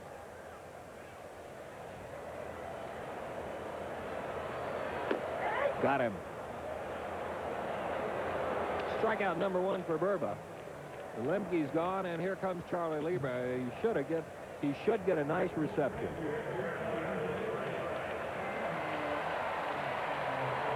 And he does. A nice round of applause for Charlie.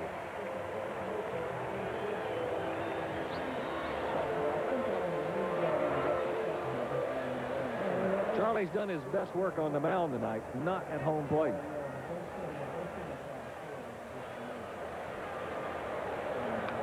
Fouls this one back. It's 0-1.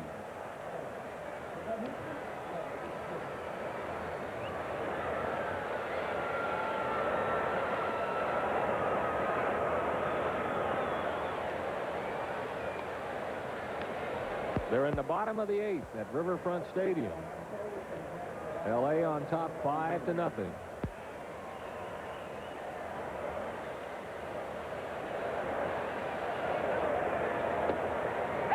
Strike 2 call.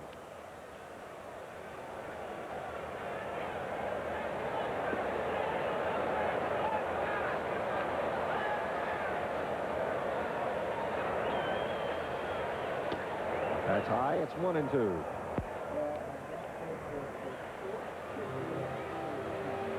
Braves win tonight would be their 94th.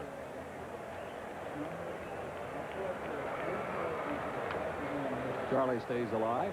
Still 1-2. And continued good pitching like Lebrand has done, they would further open up their lead in that department. They lead the league in pitching. Their earned run average right now about 3.2.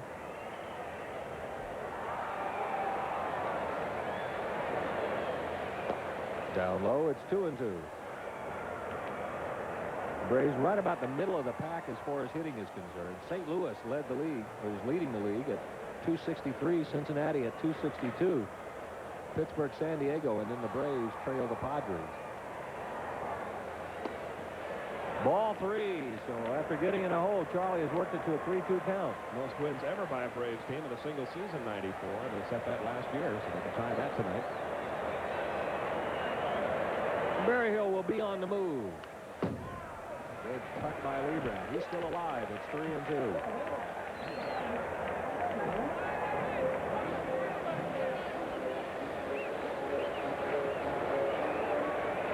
Talked about the batting average, but in that all-important category, runs, only Pittsburgh and Philadelphia have outscored the Braves. Little pop. Posey will take it. That'll wrap up the 6th inning for the Braves. For them in the 6th, no runs. 1 base hit, 1 left. 6 complete. Braves need 9 more outs. They lead it 6-0.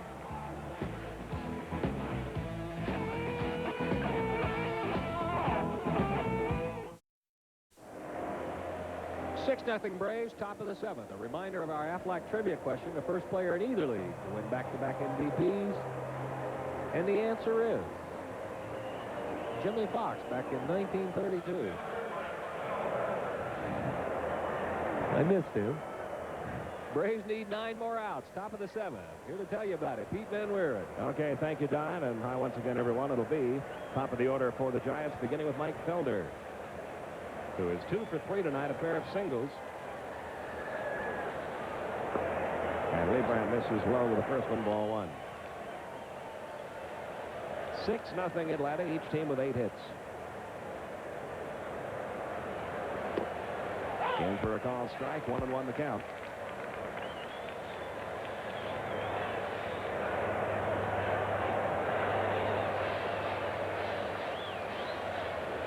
Here's the 1-1.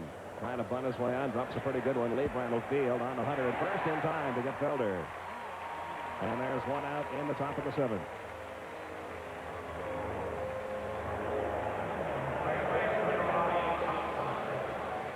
Now Robbie Thompson, who has an infield hit in 3 at-bats off Lebrand.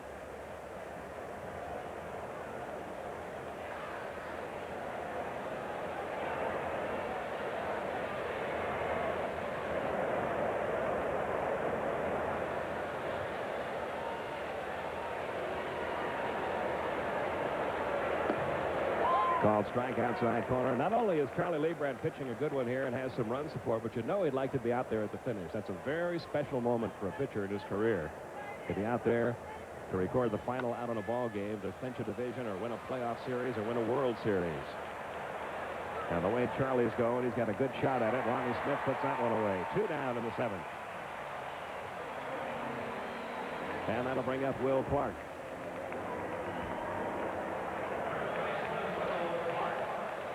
Clark 2 for 3 tonight. Pair of singles.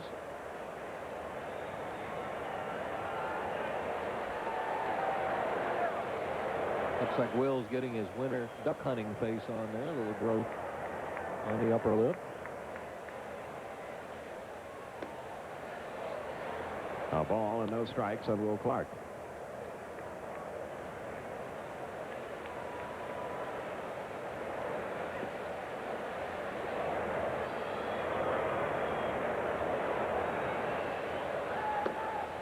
In for a called strike, 1-1.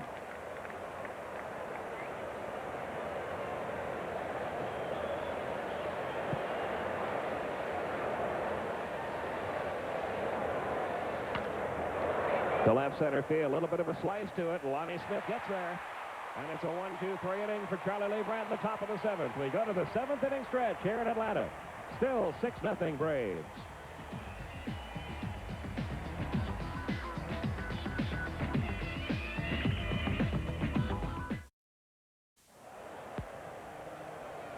We go to the bottom half of the 7th inning. Sold out Atlanta Fulton County Stadium on its feet for the 7th inning stretch and really having a good time tonight.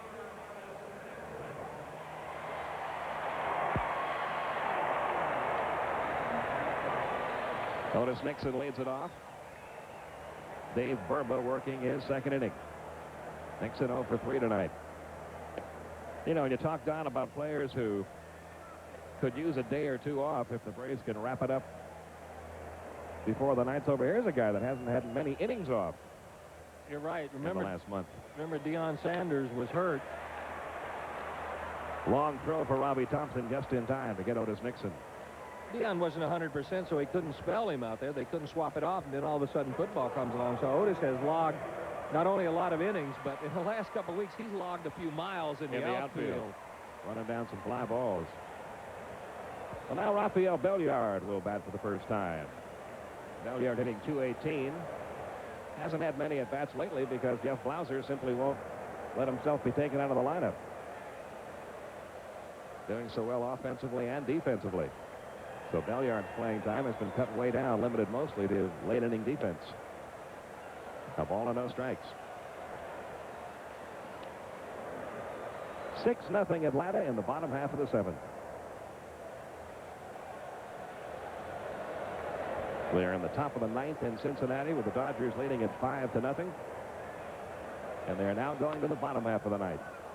Still 5-0 Dodgers.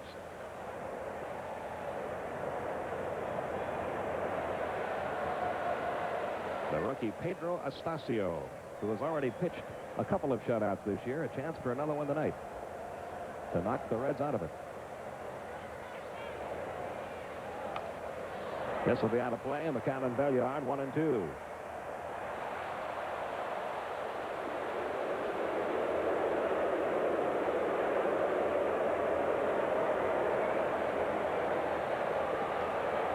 I don't think there's going to be anybody in any hurry to go home tonight. I think you're right.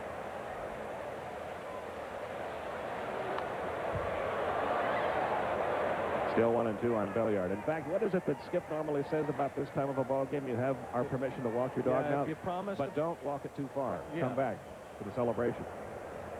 Patronize the sponsors and take a short walk.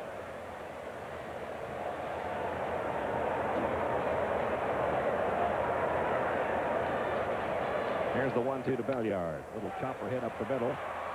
Nice play, Royce Clayton. He has a good arm, and he got him. Good play by the rookie shortstop for out number 2. There's no doubt in anybody's mind this youngster can play defense at the big league level. Goes a long way here, but he didn't panic, Pete. You notice he still double pumped, took his time, made the throw, and the right call was made. That's a good play by the youngster. So 2 men are out for Terry Pendleton, who's 1 for 3. That one hit a double, which set an Atlanta club record, 38 doubles in a single season. It also got Terry one step closer to the 200 hit mark for the year. He has 196 now for the season.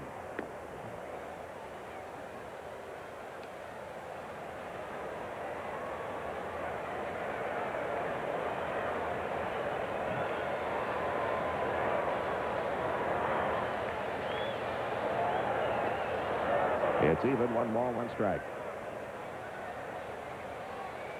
2 outs, bottom of the 7th, 6-0 Atlanta.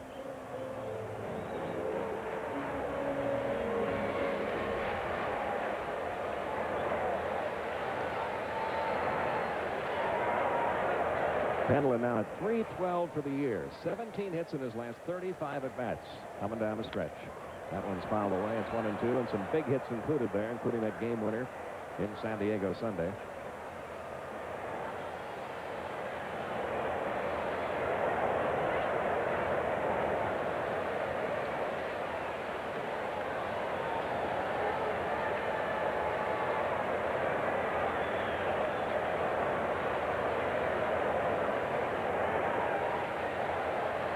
Here's the 1-2 on the way.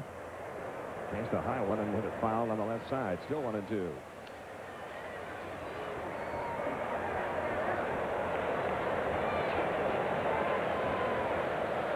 Braves got it going early tonight. Ron Gant a solo homer back in the second, and the Braves broke it open with 4 in the 4th inning.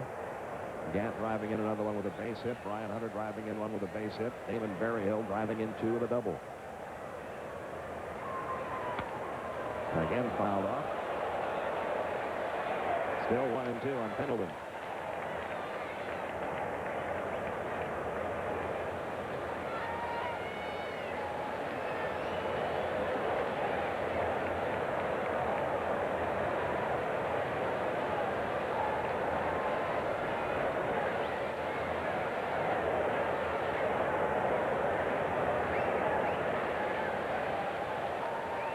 Now the 1-2 on the way, just missed, blown away. 2 balls, 2 strikes. David Justice has moved on deck. With a right-hander out there, he'll pinch hit for Lonnie Smith. And probably there'll be some defensive adjustments in the bottom of the inning, too, or in the top of the inning. He couldn't stop a swing, strike 3 to Terry Pendleton. It's a 1-2-3, bottom of the 7th. For Dave Burba, that's his second strikeout. We go to the 8th inning. Braves need 6 more outs. It's 6-0 Atlanta.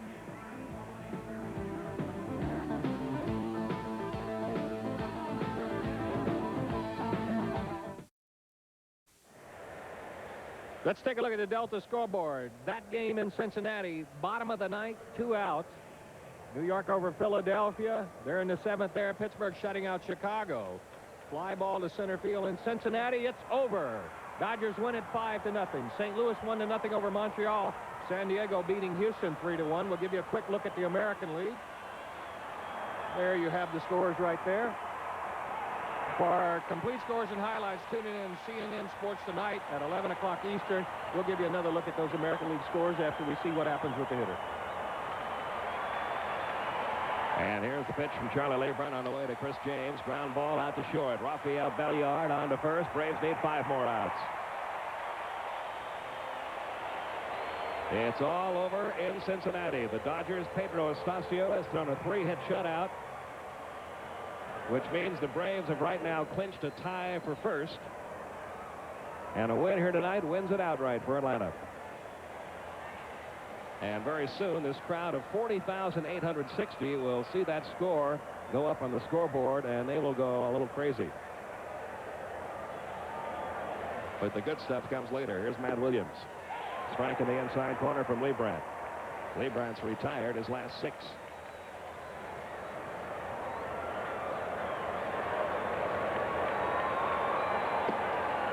A ball and a strike to count to Williams.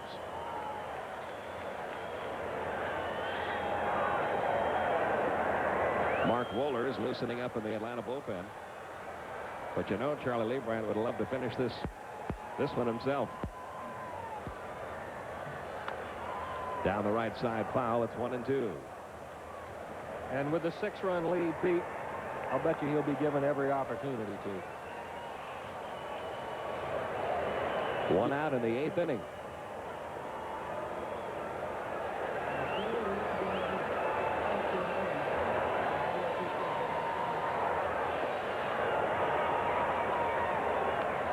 Foul back, still 1-2 on Matt Williams.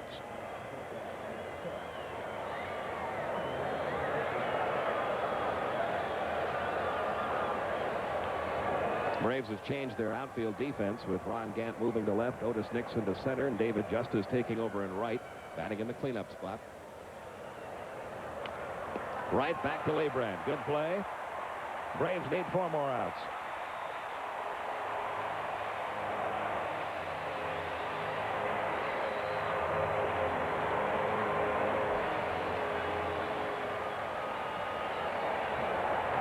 And now the rookie right fielder, Steve Hosey, who is 0 for 3. He's lined out to first, flied to left, and lined out to short.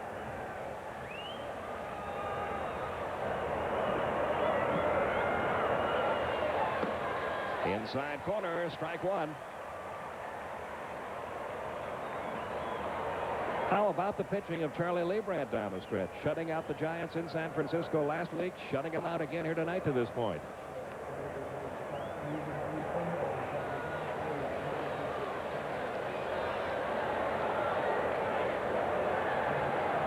Here's the 1-1. On the ground, Pendleton. Nope, it'll be Belliard. Long throw. Dug out of there by Hunter for out number 3. 1, 2, 3, go the Giants in the 8th. We go to the bottom half of the 8th inning. It's 6-0 Atlanta.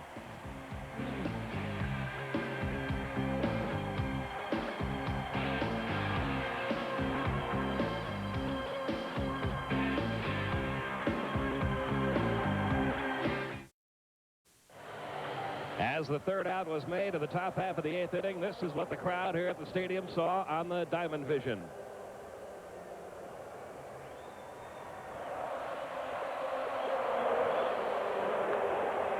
And they haven't sat down yet. They have been on their feet ever since that message got to them. A crowd of 40,860 still standing and chopping and chanting as David Justice leads off in the bottom half of the 8th inning, his first at bat tonight. The 0-1 pitch on the way from Burba. Line drive down the right field line. Back toward that corner goes Jose, makes a nice catch. Good play by the rookie right fielder. And Justice is retired. 1 gone, bottom of the 8th, and now one of tonight's heroes, Ron Gant. He got it started with his 17th home run back in the 2nd. And he has singled twice more since then. 3 for 3, 2 runs scored, and 2 RBIs tonight for Ron Gant.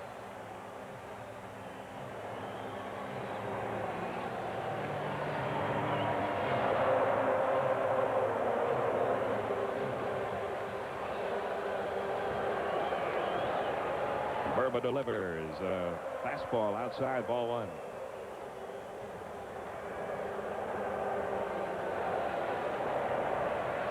Braves leading at 6-0. And that just missed 2-0.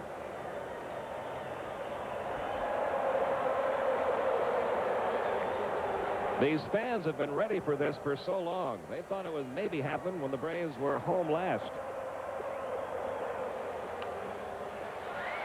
Into the crowd, 2-1, but they certainly thought it was going to happen on the road trip. And it wasn't that the Braves had that bad a trip, winning 4 out of 7, but the Cincinnati Reds just wouldn't lose. They reeled off 9 straight wins. And so now the fans get a chance to see the Braves do that at home.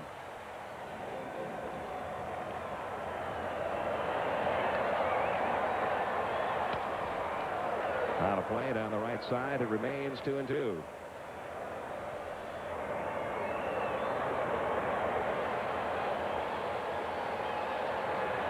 I'll tell you, one guy who didn't want to see the Braves win it on the road is Greg Olson. Back in the clubhouse tonight. Leg in a cast. He didn't want to miss out on the celebration.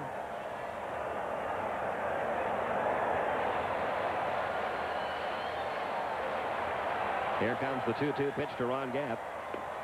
That missed low and away, 3-2. Don Sutton, by the way, has headed down to the Braves locker room. And we will bring you full coverage of the celebration right after the game. Here's the 3-2 pitch on the way. Pop foul. Back toward the screen. Manwaring gives it a look. It might come back for him. It does. He had just enough room for out number 2.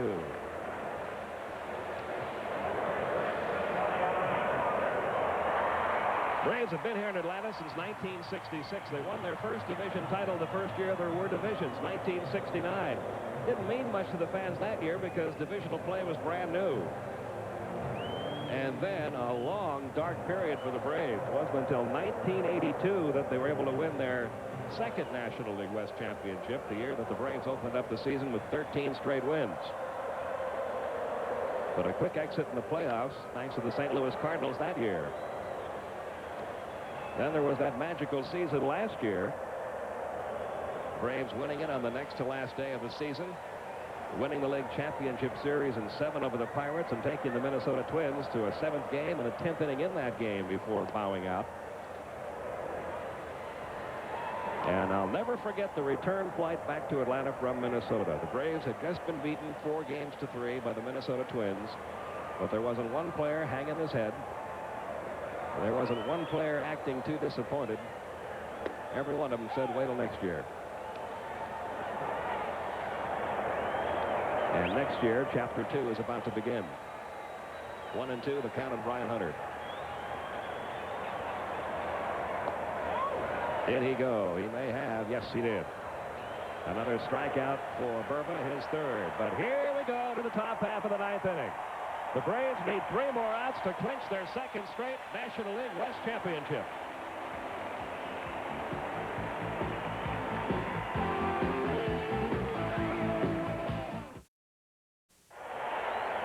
We go to the top half of the ninth inning. 6-0 Atlanta leads it. Charlie Lee Bryant has pitched an 8-hit shutout through 8.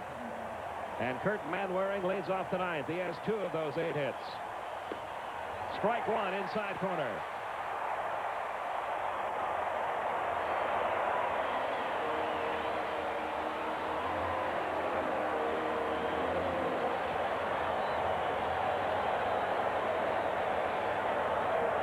Here's the 1-strike delivery. Popped him up. Terry Fenelon says he is going to take it.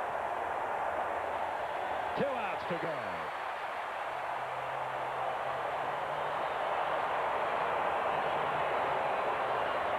Charlie Lee Bryant has retired the last 9 men he's faced.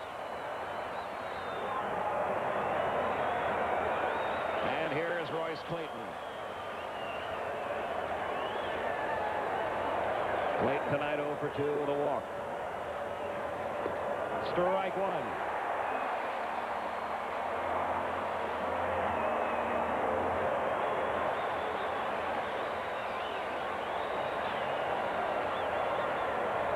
The 1-strike delivery. Strike 2. That's the pitch that gave Clayton so much trouble in San Francisco. That changeup down and away.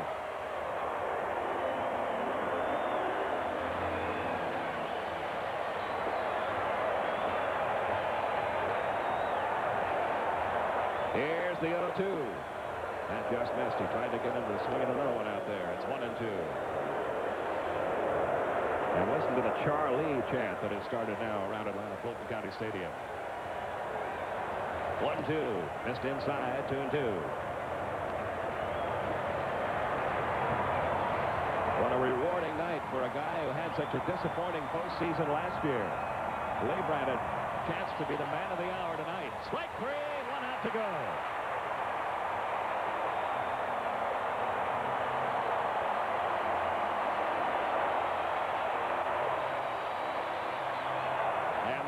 John Patterson will come on to pinch hit for Dave Burba. He is hitting just 188.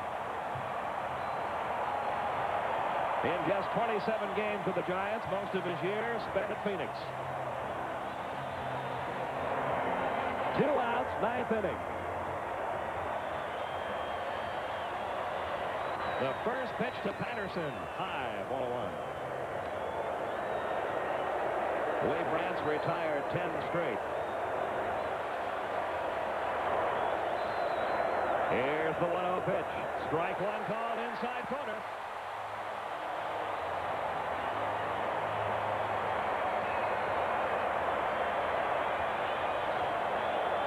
Here's the 1-1. Strike 2. 1 ball, 2 strikes, 2 outs.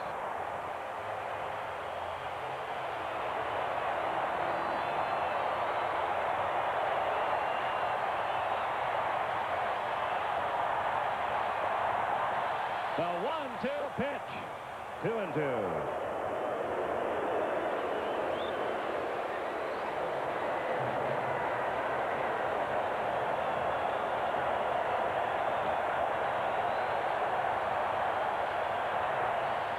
Here comes the 2-2 to Patterson.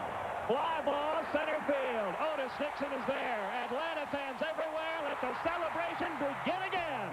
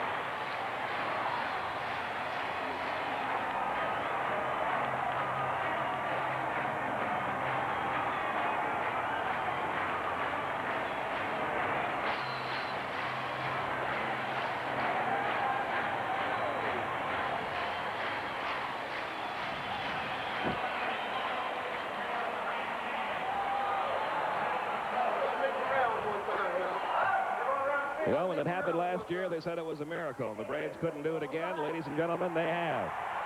And we're going to have some of the celebration for you with Don Sutton in the Braves locker room right after this.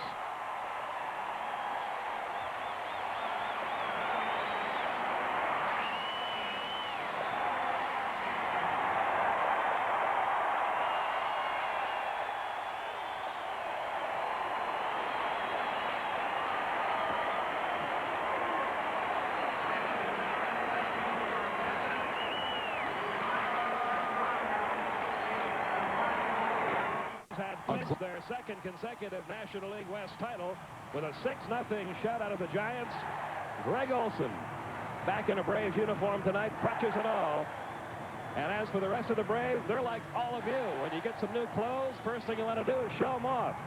Braves have new T-shirts and new caps, and they're taking a victory lap here at Atlanta Fulton County Stadium. Enjoy it.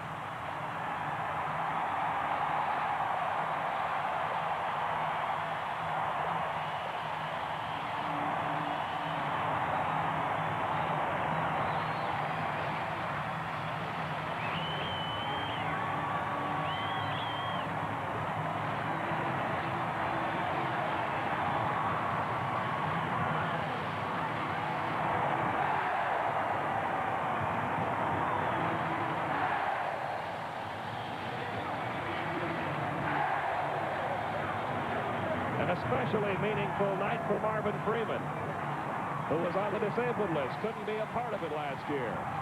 An especially meaningful night for Greg Olson, who's going to have to watch from the sidelines this year. An especially meaningful night for Pete Smith. Back in the minor leagues for all of last year, the Braves' most effective pitcher coming down the stretch. And an especially meaningful night for fans who are going to turn out 3 million strong to watch this Braves team play this year.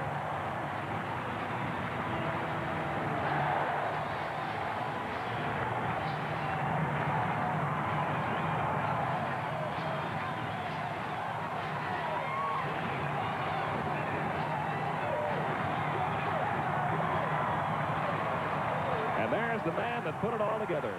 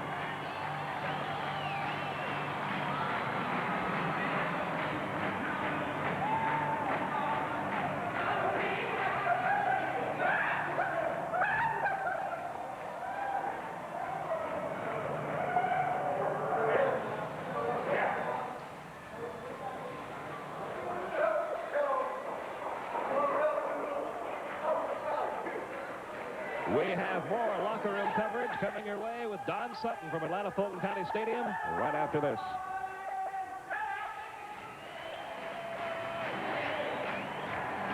Tonight for the Braves to clinch it, and both of them did. First, the Los Angeles Dodgers shut out the Cincinnati Reds 5-0, and then the Atlanta Braves behind Charlie Lebrat blanked the San Francisco Giants 6-0. Let's go down to the Braves locker room now, where Don Sutton is with Braves General Manager John Sherholtz. All right, Pete, thank you very much. We are being joined by John Sherholtz and Bobby Cox. First of all, congratulations, John. Well, thanks, Don. It's really an exciting moment for all of us. I remember when you came here, you said last year was just the first step in a direction you want to head. Now, where are we now? Well, we're still in that same direction. Bobby's won 2 championships in a row, and we're Western Division champions again. We're going to try to win the National League pennant and try to get to the World Series again.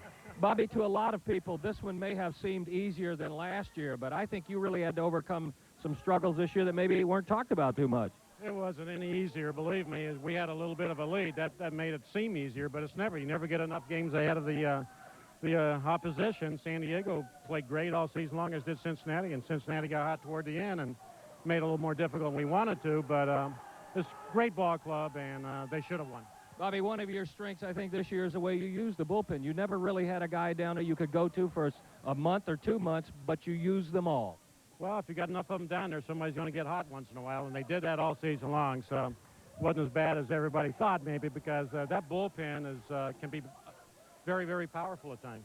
And to you found a reliever for the month of September. Yeah, Jeff Reardon's a pretty good reliever. He's got the all-time save lead in the world, and we're glad to have him with us. He'll help us out a lot. So how long do you savor this now before you start thinking about Pittsburgh, Bobby? Well, not too long, Don, actually. We'll have a little fun tonight and enjoy ourselves some, and we'll get down to business again tomorrow. I know you'd like to join your guys. Congratulations. John, one other little question. This ball club, it's awfully more difficult to repeat than it is to win it the first time. What you have put together here is a ball club that has done something that hasn't been done since 77 and 78. You undertook what most people thought was an insurmountable project here. You must be very happy with the way it's turned out. Don, I'm very happy, but Bobby Cox gets a lot of credit for the job he did as manager. This fellow standing next to you over here, Terry Pendleton, MVP for me 2 years in a row, gets an awful lot of credit, and the whole team played very, very well, and the organization really has proven itself as a championship caliber organization now. Congratulations. Go enjoy the festivities. There you go, Terry. Old-timer, another good one. Congratulations, buddy. Well, thanks, Johnny. Believe me, this is last year was very sweet because nobody expected us to do anything, but they expected something out of us this season. And to come back and do what we did this season after starting 20 and 27 it's definitely a thrill. You're getting good at ducking this stuff. Do you know that? I don't mind that, believe me. Let me grab you a towel while we talk. Somebody will toss us one up here. You know, there were people who said when you came down here to Atlanta that some of your best years might be behind you. Now there are people who are thinking maybe we haven't seen the best of Terry Pendleton yet. Well, I don't know about that, you know. Last year I came out and I put up numbers I thought I was capable of. I thought I could drive in more runs, and I think this year I went out and proved that I could do that. So hopefully next year I can come out and do a little better next season. With the guys I've got in front of me giving me the opportunity, it's definitely been a thrill. No, I think these guys I have hitting in front of me and the guys behind me protecting me all season long has definitely helped me. Did you come to Atlanta looking for responsibility? No, not really, but you know what? I didn't mind if they put it upon me there a little bit because I felt like I could handle it if we got the right group of guys together, and we definitely did that this season and last season also. Thanks, Charlie. Charlie Lebrand has joined us, and old-timer, congratulations. Couldn't have been better. So much has been made about the pitching staff, the starting staff, but you saved your best for last. You shut out the Giants twice in a row. You want to savor that for a minute, or can we go to it? That's a great feeling. Beat up on my good buddy Black. I hate to see it, but geez, we came out with an awful lot of intensity tonight, and we wanted it badly. We wanted to get it over with, and we got some help in Cincinnati, and what a great night for us. Well, Charlie, I think those of us who watched last year and those of us who have been around baseball for a while thought it very appropriate that you be the guy out there tonight. Well, that's awful nice. That's a first for me being out there for the last out. I've been involved in a couple of clinchers where I've been sitting on the bench, but tonight's the first time I've been actually able to close one out, so that's extra special. Is there a way you can tell us exactly what's going through your mind out there? There seemed to be a little bit of adrenaline, and I think I saw some fastballs I haven't seen in a while out of you. Well, that's the way I need to pitch. I need to work my fastball inside to be effective, to use my changeup out away from the big right-handed hitters, and I lost some of my effectiveness 2 or 3 starts ago and was getting hammered around a little bit, and I started coming inside more the last couple of games, and it's paid off for me. You have really come up with a good move to first, too, haven't you? Well, the guys are taking a lot of liberties on me, so I got to slow them down a little bit, and my move's been very good the last 2 games. This is not a first time for you. You were here last year. You did this in Kansas City. Compare this ball club to some of the ones you were on over there. Well, we had some good teams in Kansas City, basically pitching-oriented teams, and George Brett. Here, we've got a dynamite team. You know, we're solid. We can do everything. We've got good pitching. We've got good hitting. We run well. We play good defense. You know, this is a very, very, very good team. You know, we've got a lot of work left, but I like this team an awful lot. Well, I think the way you're pitching, you're ready for it. Congratulations. Thanks, Don. Who we got over here? Cy? Hey, Cy, how are you? Congratulations, Tommy. Thanks, buddy. Feels great. I'll tell you what, before we get started here, I just want to say happy anniversary to my mom and dad. I know they're back home watching. Happy 30th anniversary. We look forward to seeing you for the playoffs. That makes sense. Another good year for you, young man. Yeah, it was good. Last couple of weeks haven't been real good, but, you know, now that I'm healthy, I'm just looking forward to getting back out there and getting physically fit and getting myself back on track and contributing to the playoffs. That's the key question. Are you healthy? Yeah, I tell you what, I felt good in San Francisco. Things didn't go the way I wanted them to, but I did some things well and some things not so well. Now it's just a matter of doing more things well than not well. Well, it's going to be Pittsburgh again. Well, that's fine. You know, I don't think we really cared who it was. You know, when you get that far, it doesn't matter. You just want to go out there and get there and play the games and hopefully win it. So hopefully we can put forth the effort we put forth last year and get back to the big dance. Any thoughts to the Cy Young? Well, sure there are. You know, I mean, I'm not going to sit here and bargain for it or anything like that. I think I've put up some good numbers, and to me, if I was good enough last year, then what I've done this year is certainly good enough. But that's not to take anything away from some other guys that had great years. So I'll just try to go out there tomorrow and get another one and see what happens. Have you guys given any thought to how special it is just to win, but to repeat back-to-back? That hasn't been done since the 70s. Yeah, it's been a long time, and I don't know if it'll hit all of us until sometime tomorrow or sometime after the year is over. It looks like we're probably going to get bombarded here in a minute, but it's a great... I hope this is waterproof equipment here. It's a great accomplishment, and we know that, but, you know, we're not satisfied with just doing this. We've still got a long way to go, and that's what we're still concentrating on right now. All right, let's take one more step. Again, congratulations. You carried the pitching staff. You were the anchor. And now Pete Smith and Charlie have stepped up. That's one of the things that made you guys special. I've been the target so far tonight. I don't know what the deal is, but, you know, yeah, I'll tell you what, you can't say enough about the way Charlie's bounced back and what Pete's meant to this team. It's been tremendous, and I'm just happy to see him being as healthy as he is and contributing the way he has. All right, go get ready for Pittsburgh. Go back and get even, will you?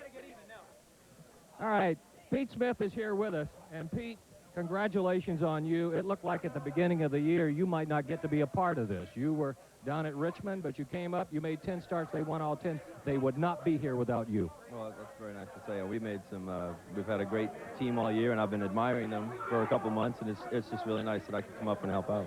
Did you think that before the year was over you'd be back up here and be a part of this? Well, it was one of those things. I didn't really see anything opening up for me, and you know, it's difficult, especially to be good friends with Mike Bilecki, to see what happened. But that was an opportunity I had to come in and try to fill the spot because Mike fished great for them here. And I know he'll come back and do fine after his surgeries, after his full recovery.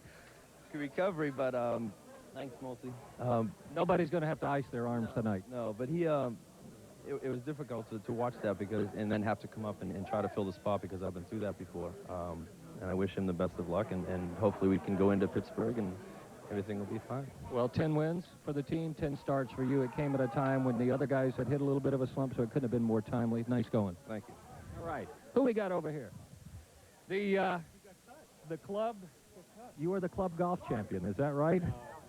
Hey, congratulations. Another fine year for you and for the ball club. Thank you. This year means a lot because we proved we could do it more than 1 year in a row. And it'll erase all the doubt of everybody. So it was exciting. John, that's a July vintage. That's not a real good one. Hold on a minute. Keep talking to the folks, will you? Well, you know, I want to mention that Charlie is a little bit longer. Charlie is club champion now, and I will be coming after him in the offseason. John, you've been stuck on 15 for a while, but you've had some good outings in there. Has that played on your mind, and are you ready to go to postseason? I'm definitely ready. My main concern was getting over my groin injury and feeling 100%, and so far I've been able to climb that ladder. And the wins, hopefully there's a pot of gold at the end of the rainbow, as they say, and you know, I feel good and I want to be on the mound. How is this club compared to last year's club? I think most people think it is more balanced than last year. I think so. I think you know, we showed a consistent, for the most part, consistent basis. When the hitting's down, the pitching's picked up, and we have that type of team that when something wrong happens, something positive, someone seems to step up and do it, and it's just a very confident team. Have you guys discussed what's going to happen in the rotation of Pittsburgh, or was everybody waiting till this was in the books? I think everybody was waiting. I'd like to know myself. I think every pitcher, if they had their choice, would like to be first starter, including myself. And we've got that luxury that anybody can go first. And, you know, hopefully we can score enough runs where it won't even matter in the decision on the rotation. All right, congratulations. Go put those golf clubs in my car. Pete, anytime you win a World Series, there are 3 jewels in that World Championship crown for the Braves down here. They are enjoying putting the first one in place. Back up to you, pal. Okay, thank you, Don. Good going down there. We'll be back for some more coverage of the Braves locker room celebration. The Braves are back on top in the National League West after shutting out the San Francisco Giants 6-0 while the Reds were losing to the Dodgers 5-0. Second year in a row, the Braves have won the National League West Division. We'll be back for more right after this.